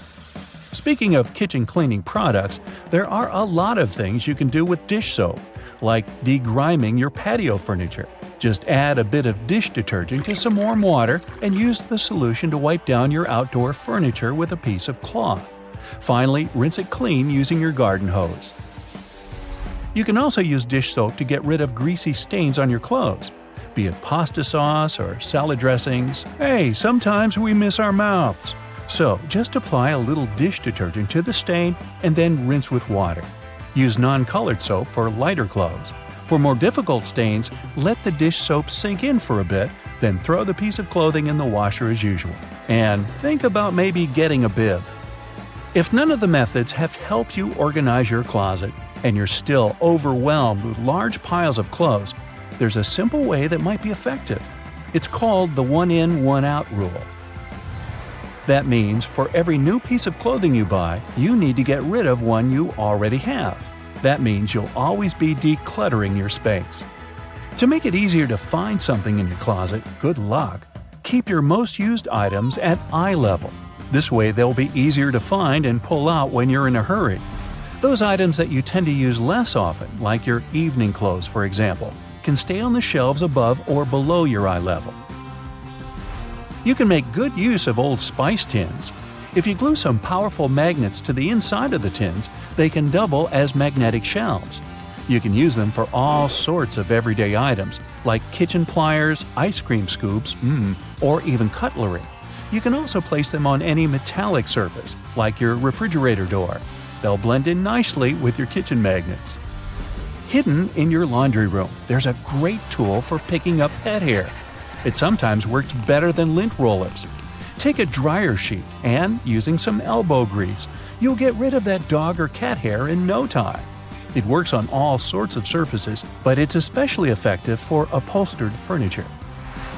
Now, if you don't like it when a door starts squeaking whenever you enter a room, get a bar of soap and rub it straight on the hinges. This will only help for a while though, but it'll do the trick until you manage to get to a hardware store and, buy some oil. Have you ever noticed that in some elevators, there's a star next to the number of a specific floor? No, it's not to indicate where my office is. It's there to point out where the nearest exit is. And it's not always on the first floor. It's most likely located on the floor closest to the street. Have you ever wondered why stop signs are red? Well, back in the day, they didn't actually have any particular color at all. Before the 1920s, they didn't even have a standardized shape. In 1922, though, someone came up with the octagon, but initially it was painted yellow, all because the red coloring tended to fade out too quickly because of sun exposure. So yellow turned out to be the best option. It took another 30 years for fade-resistant enamel paint to be invented. We ended up changing the color of the stop sign back to red. After all, it's still the best color if you want something to be easily noticeable. Do you know there's a type of rose that can grow taller than people? According to the Guinness Book of World Records, the tallest rose bush ever found grew in Vienna, Austria. It was a staggering 28.5 feet tall. Yes, it arose to a great height. In the same way we all have unique patterns on our fingerprints, no two tigers have the same set of stripes. It makes it easier for people working with this feline species to distinguish one tiger from another. I'll bet you didn't know the White House has its own flower shop hidden in the basement of the building. It's supposed to provide flower arrangements for all sorts of events that take place there. It's probably no surprise that pizza has become an American staple dish despite its Italian origin. People in the U.S. love it so much that they buy 350 slices of pizza every second in the States. Man, I'm not getting my fair share. To manage the huge demand for this delicious dish, around 17% of all restaurants in the U.S. are pizzerias. Finally, there's a way to make lemon juice without the seeds getting into your beverage. Try cutting the fruit in two and squeezing it with a pair of kitchen tongs. The pointed end of the lemon should be facing down. The juice will flow down, but the seeds will remain inside the lemon. Ooh, lemonade. It goes well with pizza. Now here's a trick. Instead of putting the box grater vertically on top of a plate, put it horizontally, with no plate underneath, of course. This way you won't risk scraping your knuckles because only your fingertips will eventually touch the grater when you reach the end of the process. Also, it gives the grater more stability, when otherwise you'd have to balance the grater or even hold it in the air with the other hand. When you're done, or when there's just too much grated stuff on the bottom wall of the grater, simply turn it on its side to pour the contents into the bowl or plate. Flowers in a vase would stay fresher for longer if not for the bacteria that breed in the water. Since copper has some antibacterial properties, dropping a penny into the water will help keep the microbes at bay and let you enjoy your flowers for that little bit longer. An easy way to check if your bed linen has dried completely is to put a small mirror in between the layers for about 5 minutes. If the mirror has steamed up when you pick it up, it means the sheets are still a bit damp. Let them dry until the mirror stops getting cloudy. A damp bed is a lovely breeding ground for fungi and bacteria. Okay, I'm in. If you have a not very healthy habit of eating in front of your computer, you'll be surprised at how much crumbs and grime there is inside your keyboard. Now, you can just turn it over and shake it vigorously, of course, but that's not very good for any piece of tech, So instead, take a Post-it note and run its sticky part over the keyboard. It will collect the little pieces of trash like magic. Even a better way to do it, though, is to take a slime and stick it to the keyboard, then take it away, squeeze it, and stick again in another part. The slime will fill the entire space between the keys, and its sticky properties will let it gather every little bit of garbage. Separating egg yolks from whites is easier using a plastic bottle. Break the necessary number of eggs into a bowl, and then take an empty plastic bottle and squeeze it. Hold the bottle over the yolk and release. It'll pull in air and the yolk together, leaving the white in the bowl. Repeat with the rest of the yolks and you're done. And that's no yolk. If you're tired of spitting out the stones when eating cherries or want to make a cherry pie, push the stones out with a straw. Also, many garlic presses have a special tool on their handle that can be used exactly for that. Cleaning a blender can be a nuisance if you do it manually. Instead, fill it with hot water and add some liquid soap or detergent, then run it for about 10 seconds. Rinse it afterwards, and it's clean. Plaster walls can crumble, flake, and spread dust all over the floor when you hammer nails into it. Cut a strip of masking tape and stick it to the place you want to hammer a nail in. The tape won't let the plaster crack and crumble, leaving the hole neat and clean. Small scratches and dents on wooden furniture can be removed with some toothpaste or a walnut.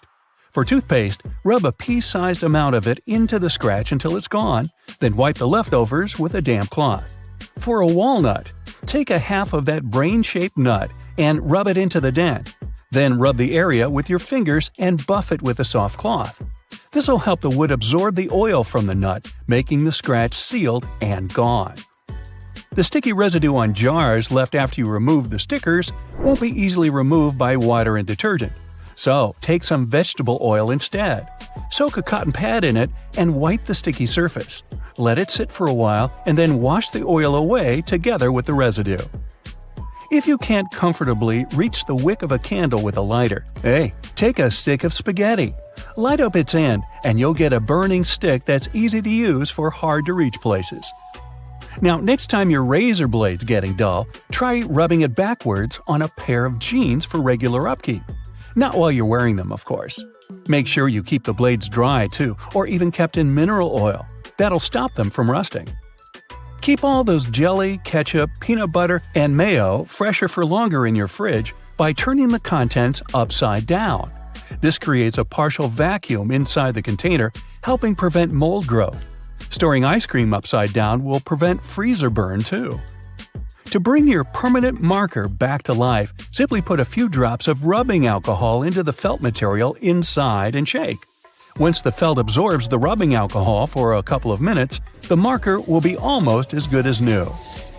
Now, don't keep throwing away lettuce that goes black too quickly. Covering it with a dry paper towel and then placing it in an airtight container will help it keep fresher for much longer. This goes for any leafy greens you've got leftovers of. That sharpish bit sticking out of the cap of your favorite cream is there for a reason. These tubes are usually sealed with foil, so unless you love breaking your nails trying to open them, just flip the cap over and push. Your bobby pins might not stay in place if the grooves aren't facing the right way. They should always be on the bottom, close to your head. Still coming loose?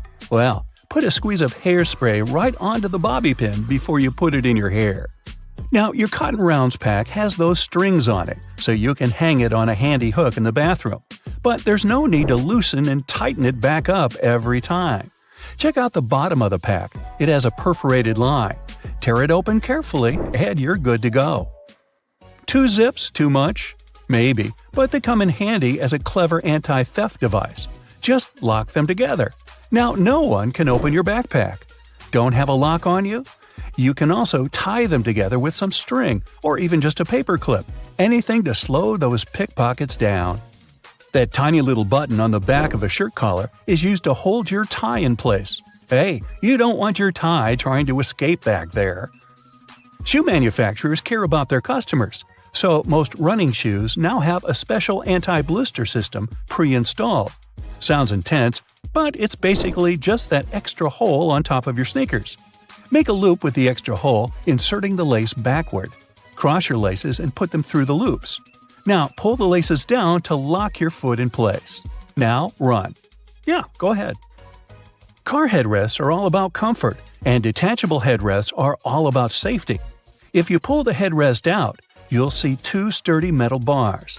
If you ever get locked or trapped in your car, you can use the bars to smash the window and get out.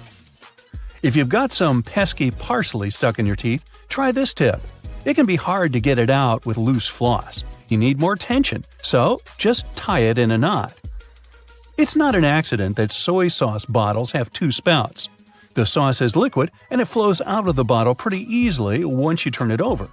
Most Asian food lovers have spilled it at least once in a lifetime. That's why nowadays, restaurants prefer serving soy sauce in special bottles that have two spouts. This design allows you to control when and how much sauce will come out.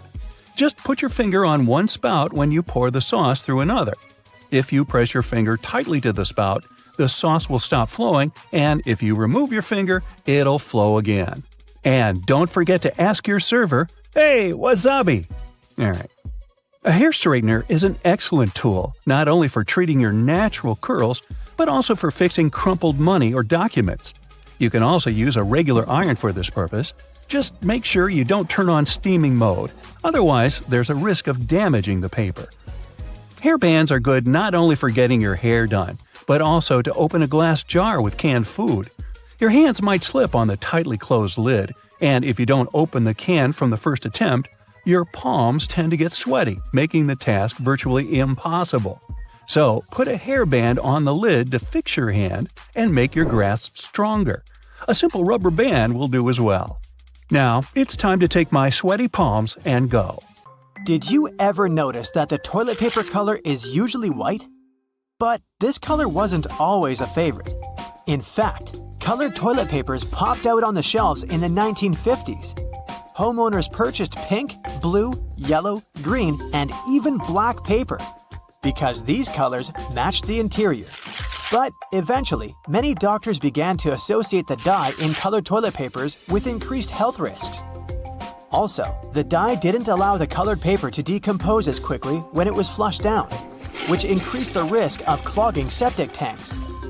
This made manufacturing and retail prices too high compared to the basic white paper, and eventually, the demand began to fall.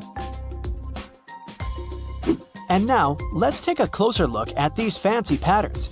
Most people probably don't care about the decorations when it comes to their toilet paper.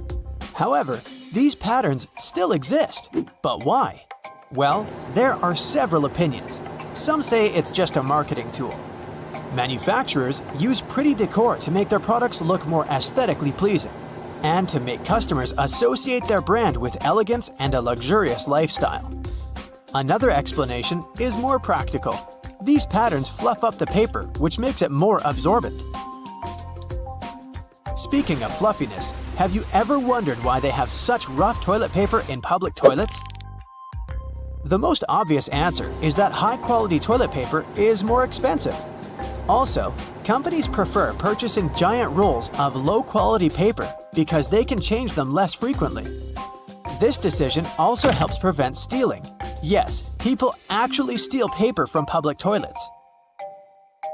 Have you ever noticed that light switches in public toilets are usually placed outside? Well, it's not a coincidence. Construction companies do it for safety reasons because, as we all know, electricity plus water is a dangerous combination.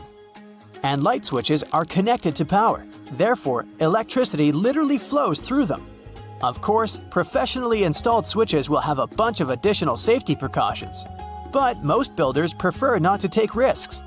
The UK has far stricter rules for light switch safety compared to the US. That's why if you live in London, you'll probably find light switches outside the bathroom more commonly. But don't worry, most bathrooms in the US feature independent electrical circuits. This provides additional safety in case of accidental electric shock. When any change in the electrical current happens, they should shut off automatically. There are so many awesome lighting opportunities in this world. But why are the traffic lights red, green, and yellow? Turns out there's a reasonable explanation for it. Before traffic lights for cars, there were traffic signals for trains. At first, railroad operators used white color to mean go, red to mean stop, and green to mean caution. But later, they realized that white wasn't such a good idea, because bright white light could easily be mistaken for stars during the nighttime. So railway companies changed the white color for green to mean go and yellow to mean caution, because these colors are easily distinguishable from the others. And eventually, this tradition spread to traffic lights for cars and became a standard. As for the red color, it has the longest wavelength, which means that drivers can see it from a greater distance than other colors. And the color yellow was chosen as a caution sign, because it has a slightly shorter wavelength than red, but still longer than green. What's the dustiest room in your house? Usually, the answer is a bedroom. But why? Bedrooms tend to generate dust from skin cells, dust mites, and fibers from fabrics in your bed sheets, carpets, and curtains. If you have a pet, its fur and skin cells add a significant amount of dirt to this dusty party.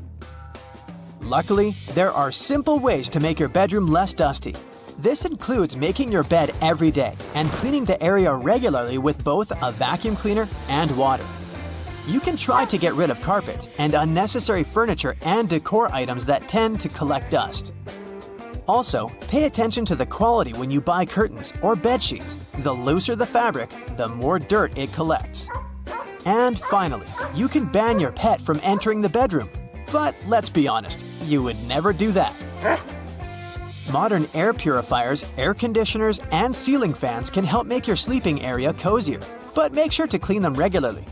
Otherwise, if your filter is dirty or clogged up with fur or any other pollutants, it won't collect new dust properly. And the dust would end up on your bedroom surfaces. Speaking of dust, did you know that you can clean the edge of a broom with a dustpan? This zigzag over here is not only for aesthetic purposes, you can use it as a comb for the bristles. Have you ever had these marks behind your ears after wearing your glasses? Sometimes it can even take them weeks to go away. Well, it's a sign that the side pieces of the glasses, called temples, are not adjusted properly for your head. In other words, they're too tight. This can cause skin irritation and even headaches. If they're bent towards the area behind your ears, they can press on the fragile part of the skull. So, keep in mind that temples should not only have the correct size, but also correct adjustment. A professional optician can easily fix this problem. It's way safer than trying to do it on your own.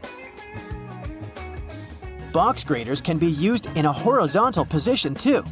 In many cases, it's much more convenient to grate a carrot or a big block of cheese this way. If you want to grate a soft product like goat cheese or mozzarella, you can put them in the freezer for about 30 minutes before grating.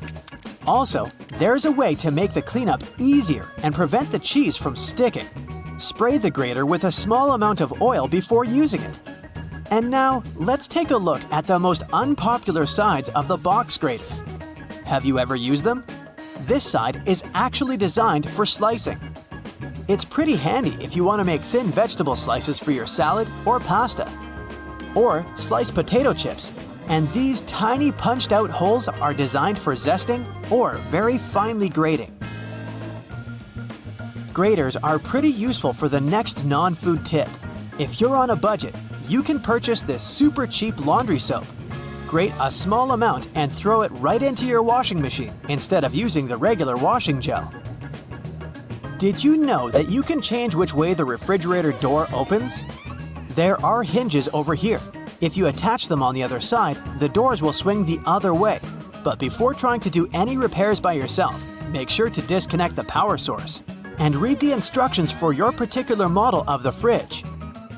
Have you ever noticed that there's a shiny side and a dull side to tinfoil? Many people believe that it matters which side is used up or down because the shiny side would trap the heat better. But in fact, it makes no difference at all. The manufacturing process makes the two sides look slightly different, but they both serve their purpose equally. Tinfoil can be used not only in the kitchen. Here's a little known battery hack. Let's say you're out of AA batteries.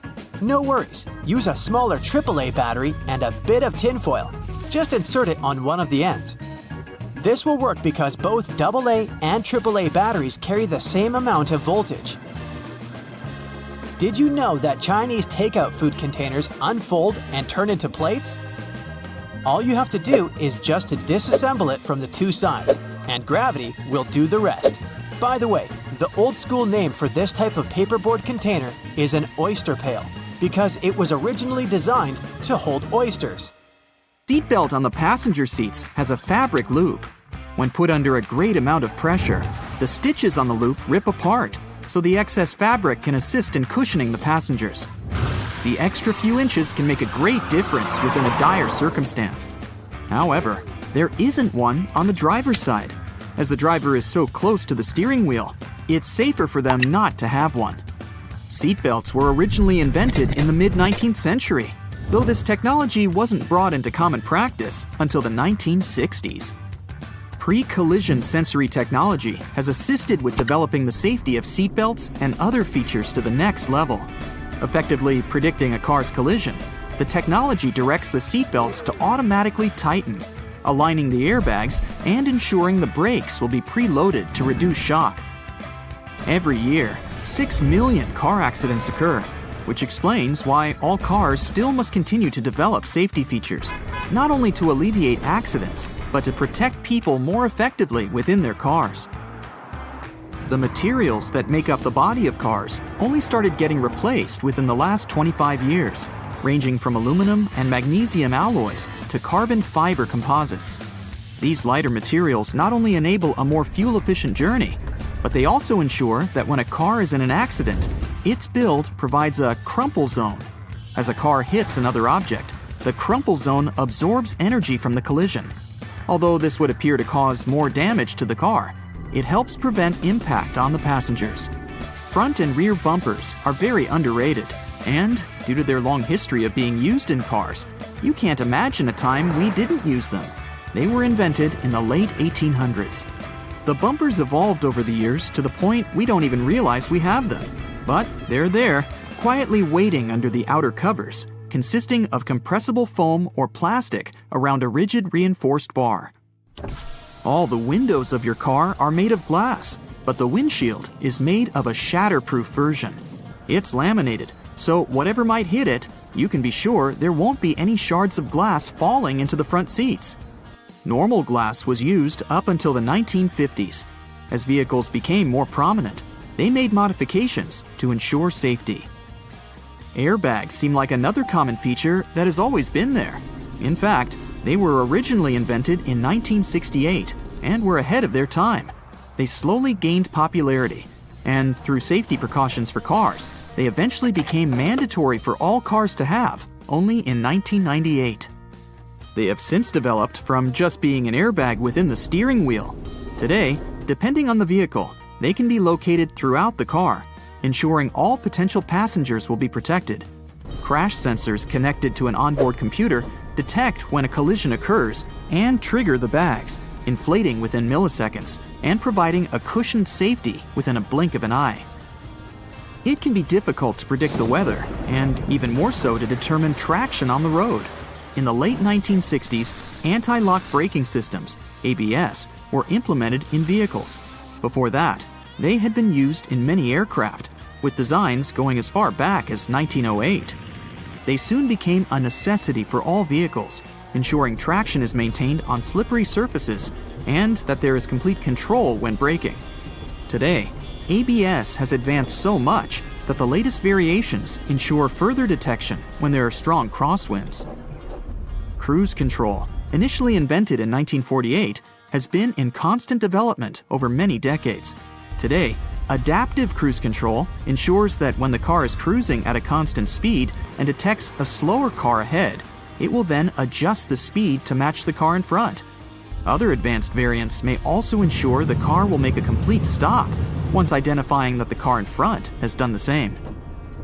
It's easy to forget to have your high beams on when driving on the long and lonesome road for many hours. Automatic high beams are quickly becoming more common. High-tech camera modules can easily determine what type of light is passing through and help ensure when the high beam will be necessary. Although versions of automatic high beams have been around since the 1950s, they counted on light-sensitive sensors and were very unreliable. The new varieties can identify the sources of light, whether it's from the sun, directly from a car's light, or even from the reflection on a sign, ensuring you won't cause issues with other drivers. It's a pain in the neck to have to ensure there isn't anyone creeping into that semi-visible corner, the blind spot, which causes around 400,000 accidents per year.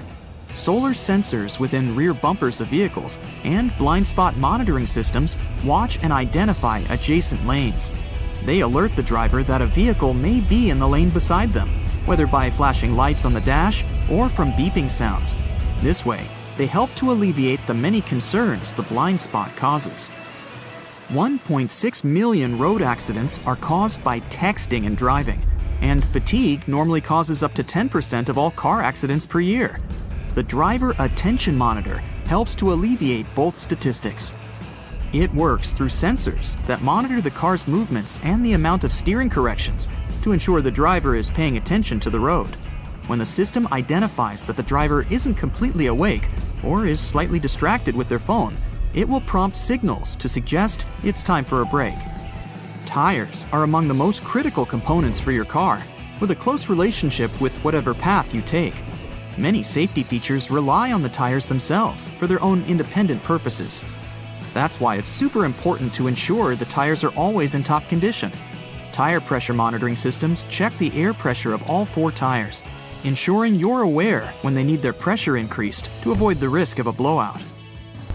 The constant evolution in technologies continues to ensure you stay safe on longer stretches of the road. Lane departure warnings focus on the lines on the road, ensuring the car stays within.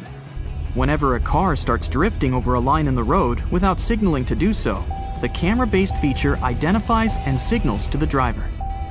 The lane keeping assist feature follows the same method of identifying when the car is intruding the bordering lane. When it gets too close, it will readjust the steering and center the car within its appropriate lane. Other features in more advanced cars have autonomous driving capabilities. The autopilot systems have taken cruise control to the next level. Not only does it allow the vehicle to steer itself in the intended lane while maintaining a set speed, but it also changes lanes when required, making the ride more and more efficient. Some safety features are only just making a trend in car models worldwide. For example, night vision using thermographic cameras to look out for pedestrians and animals nearby. It goes within the infotainment screen, facing frontwards and identifying objects from their heat signatures. It's estimated that there are over 1.4 billion cars in use worldwide, and as the world's population increases, it's expected that the number of cars will follow suit. Safety features will continue to adapt further beyond what we know of today. Infrared headlights will be further adapted to be used in conditions with poor visibility, like storms, snow, and fog. They'll be capable of enhancing the visibility of the driver in all conditions without affecting the sight of passing drivers. Driver override systems will soon be able to monitor and identify human behavior. Whether due to reckless conduct on the road or for other safety precautions, cars will soon have the functionality to take complete control of themselves, ensuring both the passengers and the driver's safety. Augmented reality windshields are in early development already, providing some indicator reflections from the dash onto the windshield. So it's quite possible that soon all necessary directions from maps and alerts will appear right in front of the driver to ensure they never take their eyes off the road. Airbags will soon not only just be used within a car to ensure the passenger's safety, they will also activate from the outside of the car once they identify a definitive collision.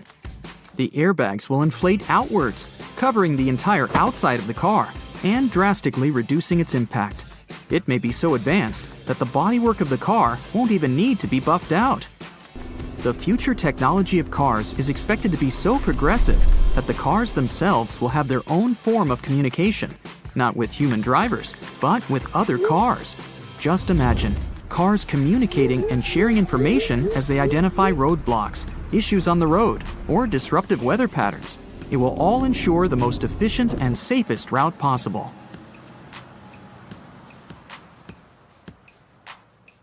Remember moving around on those scooter boards during gym class? Or, more accurately, bashing your fingers repeatedly while holding onto the handles?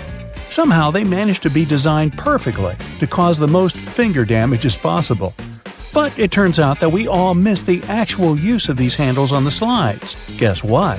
They're finger guards, not handles at all. The plastic loops on the sides of the boards were designed to protect your fingers from the exact walloping that we all gave ourselves by using them wrong. See, the correct way to hold on is to slide your hands through the hole and grip the base of the board itself. This way, you'll block your knuckles from knocking into other boards and obstacles while you're having the time of your life scooting around. When you're getting out of the shower and wrapping yourself in a cozy bathrobe, which way are you supposed to tie it? This way, right? With the belt through all the loops tied around your waist? I mean, that's how all belts work. Is it a trick question? Yup. Bathrobes actually work better tied like this. Slide the belt through the first two loops on the front and pull it tight. It's so much easier to wrap it nice and tight. Look at this division symbol. I bet you've never put together what the little-known meaning behind the design is. It's a fraction, but with the numbers replaced by dots. Makes perfect sense, right? Why didn't any of us notice it? If you slice open an avocado but don't use it, there's a way to keep it from going brown. Store it in a glass of water in the fridge. It'll last 2 to 3 days longer. When you're microwaving some popcorn for movie night and are about to pour it from the bag into a bowl, stop.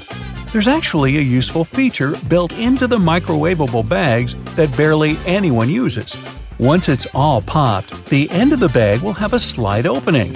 Before you tear it open wider, tip the bag upside down and shake it. It's designed to let the pesky unpopped kernels fall out. Shake them all out, and you'll have a perfect bowl of popcorn every time.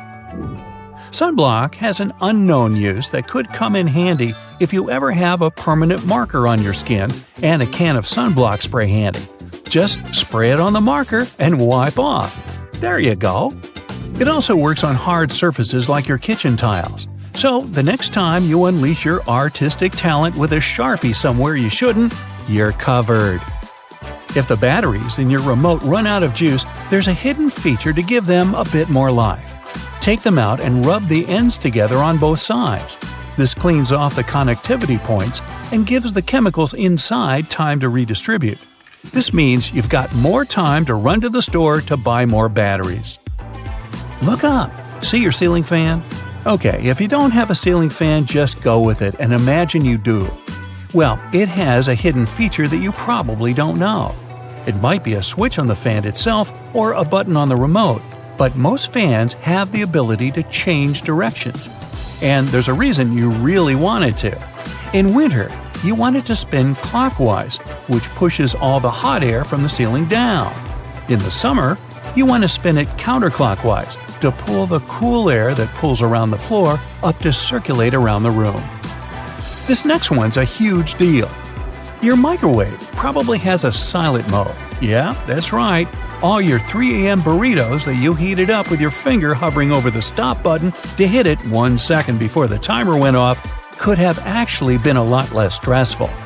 It depends on the mode, but by either pressing or holding the 0 or 1 button, you should be able to activate the silent mode. Now you can microwave to your heart's content anytime.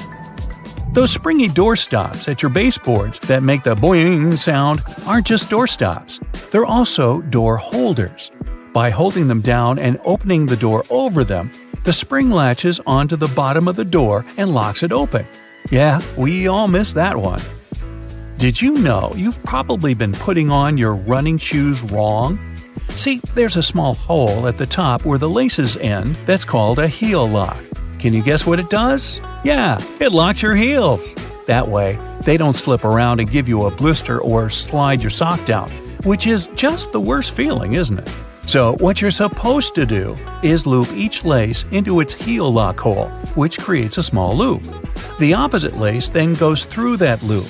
Tie your laces tight just like you normally would, and whoa, your heels are secure. Speaking of shoelaces, if you accidentally knot them so well that even you, with your incredible muscles, can't undo them, there's a common baking ingredient that has a hidden feature that can help. Yep, you heard me right, a baking ingredient. Cornstarch can make your gravy thicker, or it can untie stuck knots. It's so talented! Just sprinkle it on any knot, coating it completely, and it will slide free easily. It works on necklaces, ropes, yarn, etc. It doesn't work on knots in your muscles though, unfortunately. But hey, you can always give it a try. Uh-oh, did you put on your friend's ring without thinking how much smaller their hands are than yours? And now it's stuck. Just grab a bottle of Windex, my friend. Yup, Windex cleans your windows, of course, but it also has a neat little secret talent at removing stuck rings. A little spritz, and that bling will slide right off. Cool, huh? Why has no one ever taught us that? Let's say you're writing something in pencil, like an exam, but whoops, you forgot your eraser. Strangely, you didn't forget to bring your bread to the test. So you've got that, which is all you need to clear up that mistaken answer you just wrote down. Roll the bread up tightly until it has a texture best described as, well, eraser-like. Then go at it, erasing like you normally would. Why have the bread makers been hiding this from us? This could have been useful in so many situations when I brought bread to my school exams. If you wear leather jackets, first off, you're cool. Second off, you're probably missing out on a hidden feature that's not so hidden and is actually in plain sight. The straps on the top of the shoulders of your jacket aren't just for decoration. If you unbutton them while you slide on the straps of your bag, you can clip them shut again over your bag straps, locking them in place. No matter how many jumping jacks or cartwheels or breakdancing head spins you do, your bag is not going anywhere. When you need to wrap up some leftovers, tin foil is your friend. But it also has a place in the laundry room because of this secret use. Imagine you run out of dryer sheets. Your clothes come out of the dryer full of so much static that they make your hair stand up straight like a cartoon evil scientist's. Here's what you need to do. Crush up 2 sheets of tin foil into tight balls. Throw those clothes back in the dryer with the balls and give them another round. They'll come out static-free. After you make hard-boiled eggs, they're in hot water. Some would say boiling hot. So how do you get them out easily without reaching in? A whisk. Push it over the egg and it will pop into the wire cradle. Now you can pull it right out with ease and comfort. The colors of the clips on bread bags actually convey a secret meaning. They're showing you the day of the week that the loaf was packaged. Blue means Monday, brown means Tuesday, and white means Friday. Yeah, it's not just random colors. And most bread brands follow the same system because there's one company that supplies a lot of these clips. So when picking out the perfect loaf, you can gauge the freshness by the color. For all those days when you barely have time for breakfast, there's an easy way to enjoy a nice and fast meal. And it will also save you the hassle of doing the dishes afterwards. I'm talking about instant oatmeal packets. Some manufacturers have added this neat design to the oatmeal. The packet is lined with plastic, so you can directly pour water or milk straight into it. This way, you won't have to use a bowl anymore. You place the liquid in and shake. Some packaging also has a demarcation line to show how much liquid should go inside the pack for that quantity. Next time you have to switch apartments, you won't have to worry about carrying that heavy box of books. These days, most moving boxes are specially designed for easy transportation with built-in handles. Well, they're not actually handled, I'll admit. They're basically just holes inside the cardboard box, on the sides. But if you slip your hands in, you'll surely notice the boxes become way easier to carry than picking them up altogether. With the onset of so many online reading options like ebooks or even apps on your phone that allow you to download novels, you've most likely forgotten about your local library. And hey, I'm not blaming you. But libraries these days offer a lot more services than you're used to, apart from free books and audiobook rental. Some of them have a variety of evening classes or can provide access to online courses. You may even be able to join a book club, which is a great way to meet new people, and you're guaranteed to get out of that reading slump you've been stuck in. I enjoy picking up dinner on my way home from my favorite takeout place, just as you do. But if the food containers are not completely sealed shut, the ride back can prove itself quite the culinary experience, if you know what I mean. Especially for the carpets in your car. Some cars have a curry hook near the center console, next to the driver's seat. It has been popular for 20 years and started as a handbag holder or a hook for a small shopping bag. But it quickly became the perfect way to store takeaway food and avoid spilling. I'm almost sure there's an umbrella somewhere in your car, but if I were to ask you where you're storing it, you'd most likely say the trunk, of course. But is that really the best place to keep it? Wouldn't you want to have an umbrella at hand, right when you get out of the car? Some car companies have thought about that, and don't worry, they don't come with a built-in butler to help you get out of the car all dry. Some specific models have a designated place in the driver's door panel that perfectly fits an umbrella. You have to admit, it's an important thing to consider when researching your next car, more so if you live in a rainy location. Whenever I plan to travel to a new location, I like to have access to the local maps on my phone at any given time. Since you can't always foresee the quality or price of the internet in foreign countries, be sure to download the maps on your phone when connected to Wi-Fi.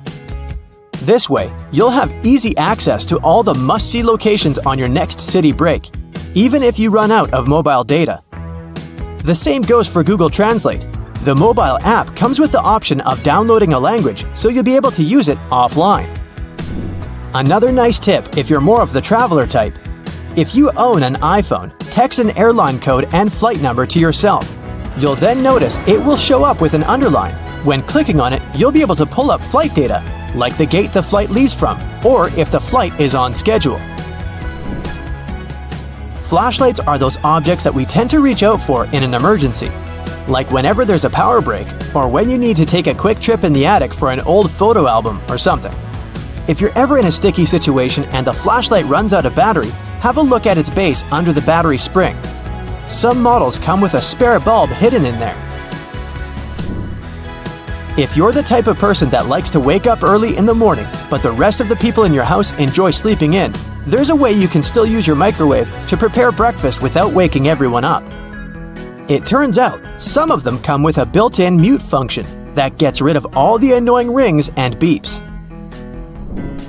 In the many times I've found myself driving on local roadways, I've noticed some apparently random blue reflectors here and there.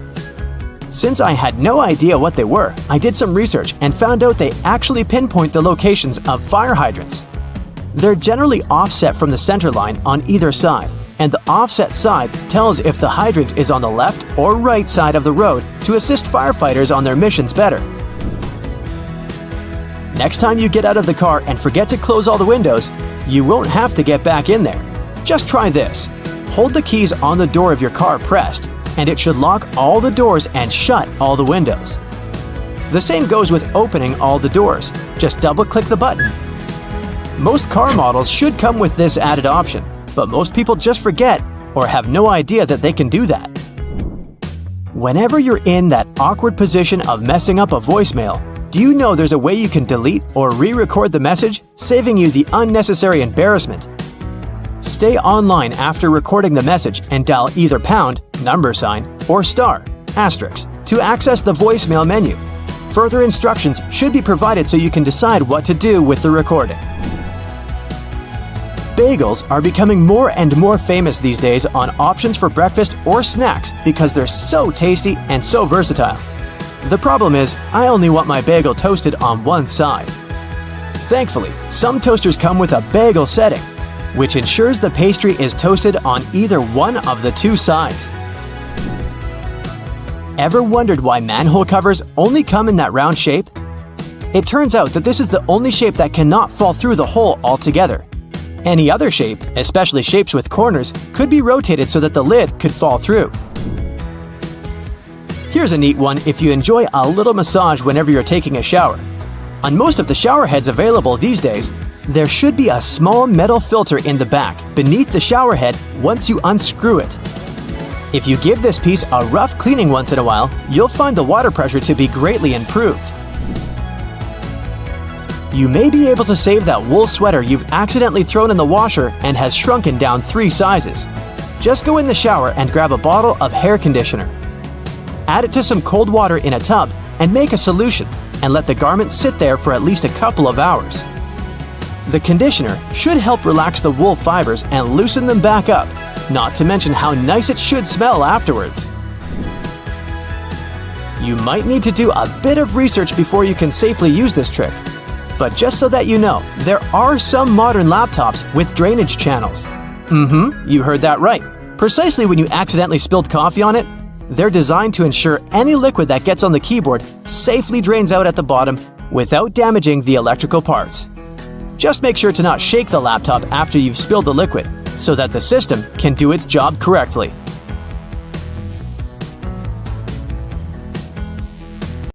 The little piece of fabric you find in your new clothes, often with a button on it, isn't for emergency hole patching. You can use it to test if the material fades or stains in the wash before you get the whole thing in and can seriously damage it. The drawer at the bottom of your stove will keep your food warm for when you throw a party and have to cook plenty of dishes. The one that's currently in the oven will pass on its heat to the one in the drawer. In case you never know how much pasta to put in for boiling, use the hole in the middle of your pasta spoon for reference. It measures up to exactly 1 portion of dry noodles. When it's ready, you can use the spoon to take your spaghetti out like you normally would. The large gaps between the floor and the door in public toilets are there to make you feel uncomfortable and leave faster. It's also easier to clean such spaces and safer in case of emergency. The tiny plastic disc under the lid of your soda bottle is there to keep your drink fizzy. The cap prevents the liquid from leaking out, and the plastic disc holds the gases inside. Don't try to clean your shoes with escalator brushes. They are there to mark the edges of the steps. If you get too close to the edge, you risk getting your shoelaces or loose hanging clothes in the gap between the stairs and the wall. When you feel the brush on your leg, you instinctively step back into safety. There are several theories explaining why the King of Hearts is the only one without a mustache. One says he was designed as part of a poem. The king had 4 sons, and only one was cleanly shaven. He left him with no inheritance. Another theory says the mustache was just lost in the reproduction of the original design because of a mistake. It could also be a way to show that he is more honest and noble than the other kings. The Ace of Spades is larger and better decorated than the others because of tax laws introduced in England around the 17th century. Card manufacturers had to pay so-called stamp duty tax. They added physical stamps on the highest card of the deck to show that they've paid the tax. The tradition to decorate the Ace of Spades in such a way remained even after the tax had been cancelled. A jerry can hold its contents even in the craziest of roads. Its triple-barred handle across the top is designed to make sure the fuel inside is evenly distributed when 2 people are carrying it and hold on to it on either side. When you're doing it solo, use the middle handle to make things easier. The loops sticking out on the back of your boots are there to help you pull them on easier. Pull them up while you're trying to push your heel into the boot. You can also use them to hang your boots on the hook to dry after washing or when they're dirty. Or you can run the laces through them to tie them around your ankles. Most metallic zippers have little hidden groove locks inside to keep you from getting into some awkward situations. To help it do its job, don't leave the zipper handle in an upward position. It automatically locks when you pull it downwards. The strings on a pack of cotton pads are there to let you hang it on something. Tear the perforated line at the bottom of the pack to pull the pads out easier. The blue bristles on most toothbrushes are there to remind you when it's time to get a new one. When they fade, you gotta hit the store. When you get a new car or rent a vehicle while traveling, the little arrow on the gas pump will save you a bunch of time. It shows which side of the car the tank is on. You don't have to tear off one of the ends of stick sachets of sugar or salt. Instead, tear them down the middle. It's much easier and will leave you with fewer bits of paper. Bottles have long necks to let you enjoy your cold drink. Hold the neck instead of the body of the bottle, and the magic will work for you. The same is with fancy glasses. Hold it by the stem, and you won't heat it with your hand. Doorknobs are often made of brass, bronze, or some other copper alloys to protect you from harmful bacteria. These materials have the superpower of getting rid of germs on their own within a couple of hours. You can use metal loops on the sides of a grocery cart to organize your space smarter. Hang your jacket or a bag of delicate items like eggs or bread on the loop, and voila! Your jacket won't get wrinkled and the eggs won't get squished. Twist your pop can tab around and use the hole on the other end to put a straw through it. The special oval-shaped compartment under the flap of the Tic Tac container is there to make it easier to extract one little mint at a time. Your earphones have holes in the bottoms to let air circulate up and down through the speakers. It improves sound quality and gives you better low frequencies, making the bass sound deeper. The black lines on the basketball are there to make the game easier to play. They're actually grooves helping you handle the ball. Control is crucially important for players that need to move around the court while bouncing the ball. The black lines give you a better grip of the ball. They also let you easily steer it in any direction once it's in your hand. You wouldn't be able to do it with a smooth basketball. The microwave door seems completely black when you aren't using it, but as soon as you turn it on, you can see through it. It doesn't have black glass in it, but a special mesh against regular glass. It keeps all the microwave energy inside safely. Don't throw away silica gel you find in bags, shoes, and many other new things you buy. This gel absorbs excess moisture. A few packets can save your shoes after a walk in the rain. Bath foam has an important function in addition to its delicious smell. It helps regulate the water temperature and keeps it nicely warm for longer. It only works for acrylic bathtubs though. Metal ones lose heat quickly anyway. Thanks to the metal tip with a small dot on the end of a measuring tape, you can hang it on a nail or a screw to use it without anyone's help. If the tip has a row of sharp points around the edge, you can use that side to leave marks without a pencil. The 57 etched into the neck of a glass ketchup bottle is there to make your life easier. It shows you the best spot to tap to get the sauce out of the bottle. Just turn the bottle at an angle and hit exactly on that point to get it flowing. The little sharp point on an ointment tube cap will help you easily open the foil layer most tubes are sealed with. If you put together all the UK coins from a penny to the 50-pence piece together with their backs, you'll see the royal coat of arms. Back in the day, when coins were made of real gold and silver, people used to shave off pieces from the side to melt them into a new coin. To stop this, coin minters started using a pattern with ridges on its edges. This way, you could easily tell if someone tampered with the coin. That's why nickels and pennies still have smooth edges, and dimes and quarters come with ridges. The half belt you see on many trench and pea coats was originally invented for men in the military. They had oversized jackets that were also used as blankets. The half belt helped them gather the extra material and hold it so they could walk normally. The tiny bumps on the F and J keys on your keyboard are there to help you find the right key without even looking down. You're supposed to place your index fingers of both hands on them when you start blind typing. The little dot between the camera and the flash on the back of your iPhone is the third microphone used for noise cancellation during a conversation and better sound quality during video recording. The cap of your detergent can help you figure out exactly how much of it you need. Pay attention to the marker on it. If it's not that obvious, study the instructions. It'll let you know how to measure the detergent.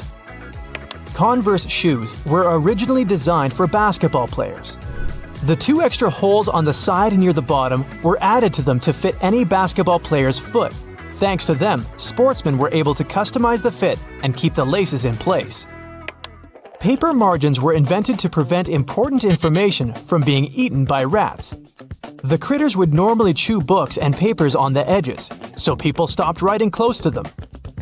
The dimples on the surface of the golf ball increase its lift and reduce air resistance. It helps the ball go further. These dimples don't have to be spherical. They can be of any shape. Consult a specialist when choosing a ball to get the best performance.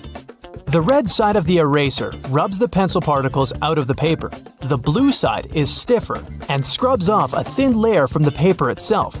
That's why it's for tougher grades of paper, no matter if you're trying to get rid of pen or pencil. When your utility knife is getting dull, use the removable part on the end of the handle to snap off the dull piece of the blade. You'll get a new sharp one.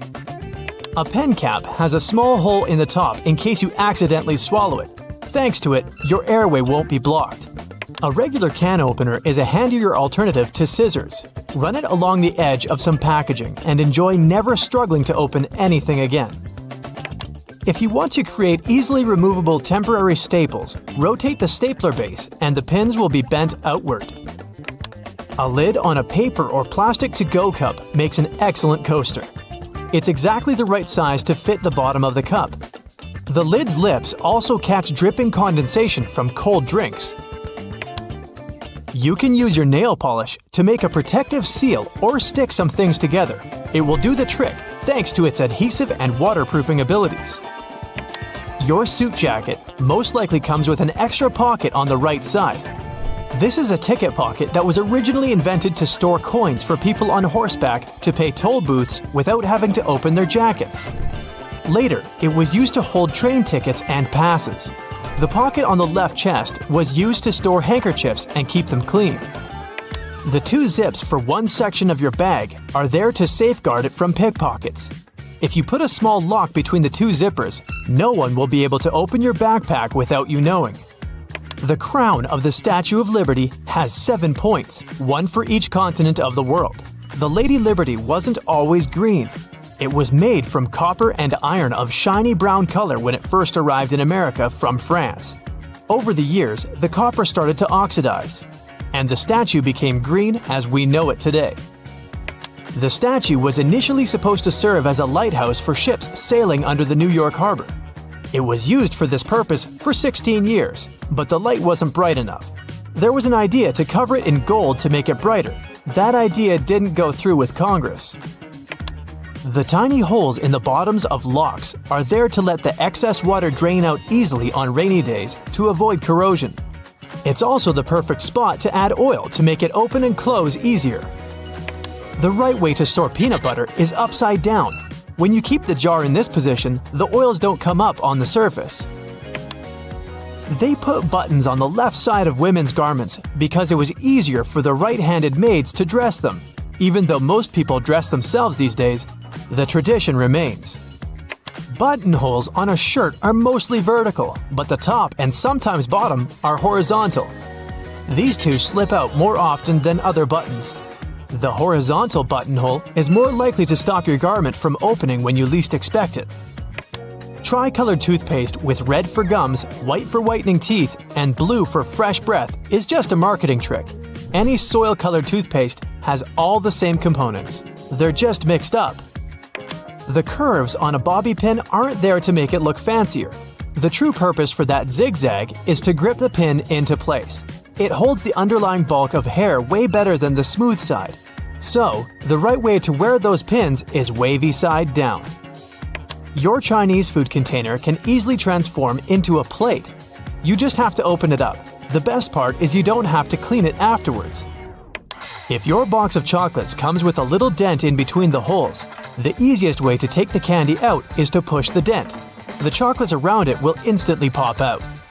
You can learn when your bread was baked by the colorful plastic tag on its bag. They add blue tags on Monday, Tuesday is green tag day, Thursday, red, Friday, white, and on Saturday, you can buy fresh bread with a yellow tag. Most pants have creases running down the front due to historical reasons. When it was really expensive to transport goods, they tried to squeeze in as many pairs as possible. Folded pants got heavily pressed to take less space. They couldn't get rid of creases later and made them something fashionable.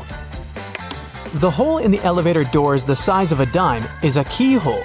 If you get stuck inside, an operator can insert a special key in this hole to open the doors manually. They use the same tool when an elevator needs routine maintenance. The hole in the middle of a donut isn't there for an easier grip.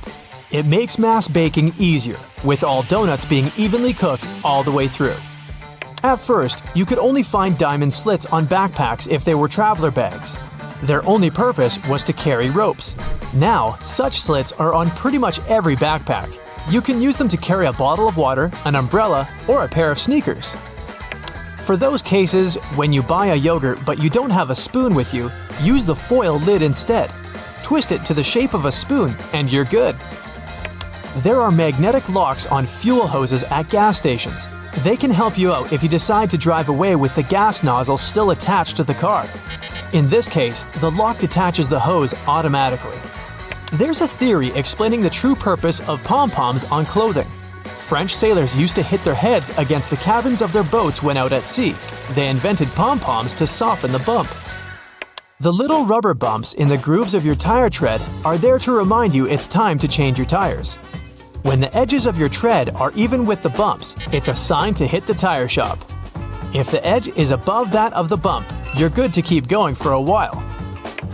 The hole in a lollipop stick isn't a bonus whistle, like many people think. It's designed to save you from choking if it gets stuck in your throat. The tab on the bottom of your rearview mirror can save you from blinding caused by a car behind you. Just push it back when driving at night and pull it forward again during the day. The hole near the rim of your bathroom sink will save you from overflows. Thanks to it, all excess water is redirected into the siphon. It also helps your sink drain faster. The hole gives the air in the siphon somewhere to escape. The black dots on your car windshield are called frits. The black enamel baked during the manufacturing process helps preserve the sealant bonding the glass to the frame. The dots are gradually dissolving from a solid black band into a dot matrix to distribute temperature evenly to lessen optical distortion. The symbols on your cosmetics all have an important meaning. The little open jar icon is the period after opening symbol. It informs you how long the product will stay good after the package is unsealed. The time is usually shown in months, so it's a number and a letter M. The hourglass or egg timer is the best before end of symbol. They put it on products with a lifespan of less than 30 months. The green dot symbol used in Europe is a sign that the manufacturer pays for ecologically responsible recycling of their packaging waste. Before you use a plunger on a clogged kitchen sink or toilet, make sure you've got the right tool. If it has a standard bowl-shaped rubber head, it's perfect for flat surfaces, such as a sink or a tub. The one designed for toilet pipes has a narrower head. Pre-rinsing dishes before a dishwasher doesn't always help the cleaning process. Special sensors inside modern dishwashers can tell how dirty your plates are. They send a controlled jet of water to wash all that stuff off. All you really have to do is remove solid food from your plates and stack them properly. Your vegetable peeler can also help you shave off thin slices of onion. It will save you a bunch of time, stress, and tears. You can also use the peeler for slicing cheese. Little buttons on your jeans are called rivets. They were originally invented to prevent the seams from ripping. In the past, jeans were go-to clothing mostly for miners and other workers. That's why they had to be extra durable. The tradition of using rivets still lives even though jeans are often just a fashion item now. Wooden coat hangers aren't just made from any wood. The cedar wood used for their production is known to repel bugs and moths. Plus, it has a refreshing scent and is super durable. These hangers are perfect for heavy clothing that is more likely to get damaged by insects, such as coats and jackets or dresses, especially woolen ones. The tiny hole in the bottom of an airplane window allows airflow through to prevent too much pressure from building in the plane and busting the window as it rises in altitude. It also keeps the windows from fogging up with all the warm breath of the passengers. The extra little pocket on the side of your jeans, also known as the fifth pocket, was designed to keep the pocket watch in it. Gold miners in California in the mid-1800s needed that accessory to keep track of time, and jeans were their go-to clothing. The expensive watch stayed safe and sound in that pocket you can now use to keep anything from folded-up cash to a stick of lip balm. Most child-proof pill bottles have strange lids that are threaded on each side. One of these sides has regular threads and won't lock into place if you screw it on top of the pill bottle. So, if you have trouble removing the cap and don't mind turning it into a normal one, just use the other side of it. The keyboard has inherited its weird non-alphabetical order of letters from the typewriter. Originally, the keys were arranged in alphabetical order, but the typists were so fast the key arms often got cross-wired and stuck. Keyboard manufacturers decided to randomize the order to slow down the typists and keep the machines safe. The deep ridges or threads on audio jacks are made of an insulating material to protect the wires during sound transition. The number of bands shows which end goes where, And if there are 3 bands, 2 of them go per left and right ear, and the third band is for grounding and should be plugged into the stereo or amplifier. A McFlurry spoon comes with a square-shaped hole through the handle. Its purpose is to serve as an attachment to the machine that whisks the ice cream and toppings together. The bar of the machine conveniently slips into the spoon and stirs it like a drill spins a screw. They then give you your dessert with it to do less cleaning. If you see a 4-digit code on a fruit or vegetable sticker, in most cases, it means the producers used pesticides. Organic products will have stickers with 5 digits, and the first one will be 9. Genetically modified products will also have a 5-digit code, but the first number will be 8. The right way to pour milk or juice is from the other side of the carton. This way, the drink won't splash all over the place, and it will be easier for you to control the process. The little legs on your keyboard let you tilt it and see which keys you're hitting. A flat keyboard is way less tiring for your wrists though. You can use an olive spoon to lift olives, cherries, pickled garlic, and other products from liquid-filled jars, cans, or bowls. The hole in the middle is for draining the liquid that gathers in the spoon fast and easily.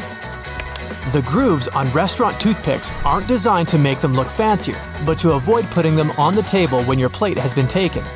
They're